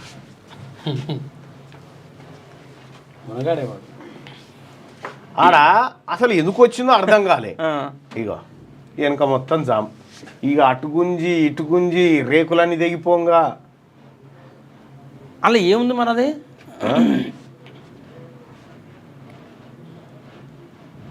ఏం పాడైందో కానీ ఇక వాడు తీసుకొని మెల్లగా పోతుంటే విని పక్క పెట్టి పాకు. అదే ఏం చేస్తారు, కాసేపు బెదిరిస్తారు. ఏం జాము అది, ఏం కథ? నువ్వు కూడా అక్కడే ఉన్నట్టున్నావు నిన్న. నేను లేనయ్యా. వీడియో ఎక్కడది? వీడియో పంపించిరు ఎవరో పంపించిరా చూడు. ఇవి లేప అవి లేప అంత ఆగమాగం. మళ్ళీ ఇది పోయి పండుగకు పోయి వస్తున్నారు జనం. నిన్న మనం పబ్లిక్ ఆల్టర్నేట్ రూట్స్ కూడా చెప్పినాం ఎట్లా పోవాలనేది. మొక్కు కోసం వెళ్ళి మృత్యువుడిలోకి షిరిడి ఔరంగాబాద్ రోడ్డులో ట్రాక్టర్ను ఢీకొన్న వాహనం, 4 మృతి. మొక్కుకు తీసుకెళ్లిన శిశువు కూడా. మరో 4 పరిస్థితి విషయం. బాధితులది ఒకటే కుటుంబం, యాదాద్రి జిల్లా కొండగడప వాసులు. అరే మోత్కూరు దగ్గర. కేటాయింపులపై విచారణ రాష్ట్రాల వారీగా. తొలుత సెక్షన్ 3 కింద వాదన, ఆ తర్వాతే విభజన చట్టం సెక్షన్ 89 కింద విచారణ. కృష్ణా ట్రైబ్యునల్ మధ్యంతర ఉత్తర్వులు. ఇంటర్లో క్యూటరీ అప్లికేషన్పై విచారణ. ఫిబ్రవరి 19 నుంచి వాదనలు. తెలంగాణ వాదనపై మొగ్గు అనుకూల పరిణామం అని చెప్పి ఉత్తమ్ కుమార్ రెడ్డి చెప్పిండు. ఇక త్వరలో 8వ వేతన కమిషన్ నియామకానికి ప్రధాని మోదీ ఆమోదం. కేంద్ర ఉద్యోగులు పెన్షనర్లకు శుభవార్త. 2026 జనవరి 1 నుంచి కొత్త జీతాలు. గడువులోపు సంప్రదింపుల కమిషన్. శ్రీహరికోటలో 3వ లాంచ్ ప్యాడ్. 3,985 కోట్ల వ్యయం, 4 ఏళ్లలో పూర్తి. విశాఖ ఉక్కుకు 11,500 కోట్ల రూపాయల ప్యాకేజీ. అంటే ప్రైవేట్ గండం నుంచి బయటపడ్డాడు. కొంచెం ఆంధ్రప్రదేశ్కు విషయాలు మంచిగా ఉన్నది, గట్టిగానే ఉన్నది. అంతే కదా. రైట్. ఇక వర్గీకరణ న్యాయమైన పోరాటం, అందుకే అన్ని వర్గాల మద్దతు. ఎస్సీ ఎస్టీ బీసీ రిజర్వేషన్లు ఓసీలు ఒప్పుకుర్రు, మాదిగలకు రిజర్వేషన్లు మాత్రం మాలలు ఒప్పుకోవట్లే. ధర్మయుద్ధం ద్వారానే వారిని ఓడిస్తాం. ఎంఆర్పీఎస్ వ్యవస్థాపక అధ్యక్షుడు మందకృష్ణ మాదిగ స్పష్టం చేశారు. నిన్న మార్నింగ్ న్యూస్లో మల్లన్నతో ముచ్చటించుడు. ఎస్సీ వర్గీకరణ, బీసీ రిజర్వేషన్లపై చర్చించారు ఇద్దరు కూడా. బీసీ ఉద్యమానికి మందకృష్ణ మాదిగ సంపూర్ణ మద్దతును ప్రకటించారు. బీసీలు అన్టచబుల్గా మారారని మల్లన్న నిన్న మందకృష్ణకు వివరిస్తే 90 ఏళ్ళుగా బీసీల లెక్కలు తీయట్లేదని ఆవేదన వ్యక్తం చేసిండు. ఇక ఎంఆర్పీఎస్ ఉద్యమానికి బీసీల మద్దతు ఉంటుంది కూడా మల్లన్న నిన్న ప్రకటించిండు. ఇక ఎస్సీ వర్గీకరణ అనేది న్యాయమైన పోరాటం అని, దాని ద్వారా ఎస్సీ విభాగానికి చెందిన అన్ని కులాలకు న్యాయం జరుగుతున్నది ఉద్యమిస్తున్నామని ఎంఆర్పీఎస్ వ్యవస్థాపక అధ్యక్షుడు మందకృష్ణ మాదిగ అన్నారు. అయితే వాస్తవాన్ని కూడా బీసీ సమాజానికి కూడా అర్థం కావాల్సింది ఏంటంటే, ఎంఆర్పీఎస్ ఉద్యమం అయితే ఏదైతే రిజర్వేషన్ అందాలి అన్ని వర్గాలకు అని చెప్పేసి ప్రయత్నం చేస్తున్నారో, సో బీసీలకు కూడా, బీసీలో ఉన్నటువంటి అన్ని కులాలకు అన్ని వర్గాలకు కింది స్థాయి వరకు రిజర్వేషన్లు ఇతర ఫలాలు అందాలన్నదే మన పోరాటం. కాబట్టి రెండు ఉద్యమాలకు సారూప్యత ఉన్నది. కాబట్టి కలిసి పనిచేయాల్సిన అవసరం ఉన్నది. ఎంఆర్పీఎస్ ఉద్యమానికి బీసీల మద్దతు, బీసీల ఉద్యమానికి కూడా ఎంఆర్పీఎస్ మద్దతు తీసుకోవడం పరస్పరం నిన్న ఒక రకంగా ఇద్దరు నాయకుల మధ్యలో ఒప్పందాలు, ఇతర వ్యవహారాలన్నీ కూడా జరిగిపోయినాయి. సో మందకృష్ణ గారు కూడా ఒకటేంటంటే, ఒక నికార్సైన కాజుకు మనం ఎంత మద్దతు ఇస్తా ఉన్నాము, నికార్సైన డిమాండ్కు ఎంఆర్పీఎస్ కూడా అంతే మద్దతు ఇస్తాం. సో దాని శుభపరిణామంగా భావించవచ్చు. లైవ్ లో శుభాకాంక్షలు తెలిపినటువంటి మిత్రులందరికీ కూడా పేరు పేరున కృతజ్ఞతలు ధన్యవాదాలు తెలియజేస్తా ఉన్నా. నా కోసం చాలామంది వెయిట్ చేశారు. మన మిత్రులు ఇది నడిపిస్తారు. దయచేసి ఒక బర్త్డే స్పెషల్ సాంగ్ ఉందంట, ఒకటి మనోళ్ళు ప్లే చేస్తా ఉన్నారు. శనార్థి తెలంగాణ అయిపోయినా రైట్, ఒకసారి శనార్థి తెలంగాణ చూద్దాం. అది చూసిన తర్వాత సాంగ్ తీసుకుందాం. ఓకే రైట్గా ఇది ఇట్లా ఉంటే పాన్ ఇండియా మూవీలో పాయల్ అన్న వార్తను చూస్తాను. ఇక క్వార్టర్ ఫైనల్లోకి పివి సింధు ప్రవేశించింది. ఇక నిబద్ధతతో పనిచేయండి, మెప్పు కోసం వాస్తవాలను దాచొద్దు, తప్పు చేసి జైలు పాలు కావద్దంటూ గర్భిణీ బాలింతలకు అంగన్వాడీలకు మెరుగైన సేవలు అందించాలని నిన్న అధికారులతో సీతాక సమీక్ష సమావేశం నిర్వహించి ఢిల్లీ ప్రజలు ఇది ఒక అద్భుతమైన విషయం ఏంటంటే ఎప్పుడు కూడా మీరు గడిచినటువంటి 10 సంవత్సరాల్లో ఒక మంత్రి అధికారులకు అరే మీరు వాస్తవాలతో రండి అని చెప్పే సాహసం ఒక మంత్రి కూడా చేయలే ఏ సమీక్ష సమావేశంలో కూడా. నిన్న సీతాక చెప్పిన గొప్ప మాట ఏంటంటే రాజకీయ నాయకులు మంత్రులు ఎమ్మెల్యేల మెప్పు పొందడం కోసం వాస్తవాలను దాచిపెట్టకండి, వాస్తవాలు ఏంటనేది మా ముందుకు పెట్టండి, మేము వాస్తవాలు పెట్టినప్పుడే ప్రజలకు ఎంతో కొంత మేలు చేయగలుగుతాం అన్న విషయాన్ని చాలా స్పష్టంగా అధికారులకు చెప్పి పరిణామం. రైట్గా ఢిల్లీ ప్రజలు అవకాశం ఇవ్వాలి, కాంగ్రెస్ను గెలిపిస్తే సంక్షేమ పథకాలు అమలు. తెలంగాణలో రైతులకు 2 లక్షలు ఇచ్చాం, 55,000 ఉద్యోగాలు ఇచ్చాం. ఢిల్లీలో సీఎం రేవంత్ రెడ్డి పలువురు కేంద్ర మంత్రులను కలిసిన సీఎం మంత్రులు రాష్ట్ర అభివృద్ధికి సహకరించాలని విజ్ఞప్తి. ఇక పేదల సంక్షేమమే తీన్మార్ మల్లన్న ఎజెండా. మల్లన్న జన్మదినోత్సవం సందర్భంగా భూపాలపల్లిలో నిన్న క్యాంపు పెట్టిండు రవి పటేల్ నేతృత్వంలో. సో ముఖ్య అతిథిగా నేనే వెళ్ళిన అక్కడికి. ఇక మెగా రక్తదాన శిబిరం, ఉచిత కంటి వైద్య శిబిరాలు నిర్వహించడం, కొన్ని వందలాది మందికి అక్కడ కంటి వైద్య పరీక్షలు నిర్వహించేసి ఆపరేషన్లు నిర్వహించే కార్యక్రమాన్ని శ్రీకారం చుడతా ఉన్నాం. ఇవాళ ఇక్కడ ఏది బోడుప్పల్ బండి గార్డెన్ దగ్గర కూడా రక్తదాన శిబిరాన్ని ఏర్పాటు చేస్తున్నారు. సో నిన్న భూపాలపల్లి రక్తదాన శిబిరం, అదేవిధంగా ఈరోజు పెద్దపల్లి కూడా రక్తదాన శిబిరాలు జరుగుతూ ఉన్నాయి. వందలాది మందికి కంటి వైద్య పరీక్షలు, అవసరం ఉన్న వారికి ఉచితంగా కంటి ఆపరేషన్లు, వరంగల్, హన్మకొండ, కాజీపేట, మొగుల్చెర్ల సేవా కార్యక్రమాలు, దుప్పట్లకు పంపిణీ ఇతర కార్యక్రమాలు చేసినాం. పాల్గొన్న మిత్రులందరూ కూడా కృతజ్ఞతలు. 8వ వేతన సంఘం ఏర్పాటు, షార్లో 3వ లాంచ్ ప్యాడ్ నిర్మాణం, కేంద్ర మంత్రివర్గ నిర్మాణం కీలక నిర్ణయాలు, మీడియాకు వివరాలు వెల్లడించిన కేంద్ర సమాచార ప్రసార శాఖ మంత్రి అశ్విని వైష్ణవ్. ఇక సైఫ్ అలీ ఖాన్ పై కత్తితో దాడి, అర్ధరాత్రి 2:30 గంటలకు. అర్ధరాత్రి 2:30కు ఈయనెందుకు లేచినాడు అంటే లేదు ఆయన పడుకొని ఉండొచ్చు, బెడ్రూమ్లో వచ్చి పోయింది కానీ అట్లా పోవడానికి ఎట్లా ఇప్పుడు ఏం సెక్యూరిటీ ఉండాలి. అది ఏం జరిగింది ఏంటి అనేది ఎంక్వైరీ జరుగుతుంది తప్ప మనకు అది కాదు. సో ఇండియన్బర్గ్ షట్ డౌన్, కంపెనీ కార్యకలాపాలు మూసివేత, సంస్థ వ్యవస్థాపకుడు అండర్సన్ ప్రకటన, బెదిరింపులు, భయాలు, వ్యక్తిగత అంశాలు లేవని స్పష్టం, ప్రణాళికలు, ఐడియాలు ముగియడంతోనే నిర్ణయం తీసుకున్నట్టు వెల్లడి. ఈ మొత్తం అదాని కోసం పుట్టినట్టే ఉంది అది. సో ప్రశ్నల వర్షం, 7 గంటల పాటు సుదీర్ఘ విచారణ, ఫార్ములా ఈ రేసులో ముగిసిన కేటీఆర్ ఈడీ విచారణ, A2, A3 స్టేట్మెంట్స్ ఆధారంగా దర్యాప్తు, నిధుల బదలాయింపు, ఫెమా ఉల్లంఘనపై ఆరా, ఎప్పటిలాగే బయటకు వచ్చి తొడగొట్టిన డ్రామారావు, అవినీతి లేని కేసుకు కోట్ల రూపాయలు ఖర్చు చేస్తున్నారని గగ్గోలు పెట్టిండు, ఎన్నిసార్లు పిలిచినా వస్తానని సవాల్ చేసిండు. అంతే ఇక. సుప్రీంకు బీఆర్ఎస్ ఫిరాయింపు ఎమ్మెల్యేల అనర్హతపై పిటిషన్లు, హైకోర్టు తీర్పును అమలు చేయట్లే, కనీసం నోటీసులు ఇవ్వలేదని ఆరోపణ, 4 వారాల్లో నిర్ణయం తీసుకోవాలి, స్పీకర్కు ఆదేశాలు ఇవ్వాలని చెప్పి విజ్ఞప్తి చేసిరు. ఇది ఉత్తదే మళ్ళా స్పీకర్ నిర్ణయానికే వదిలేస్తారు. ఒకసారి మన మిత్రులు వరంగల్ బృందం, Warangal Ravi song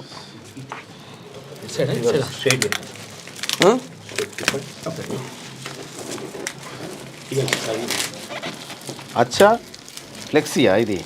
okay,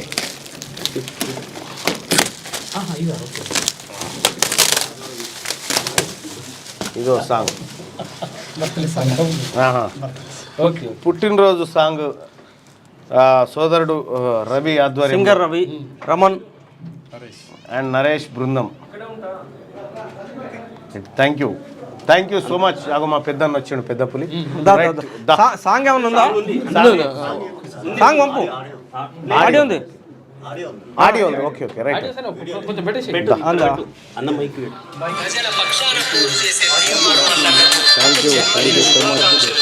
you so much.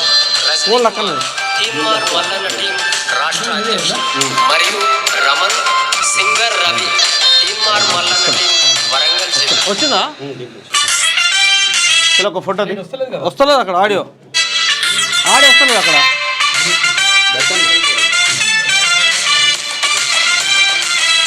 Okay, thank you so much.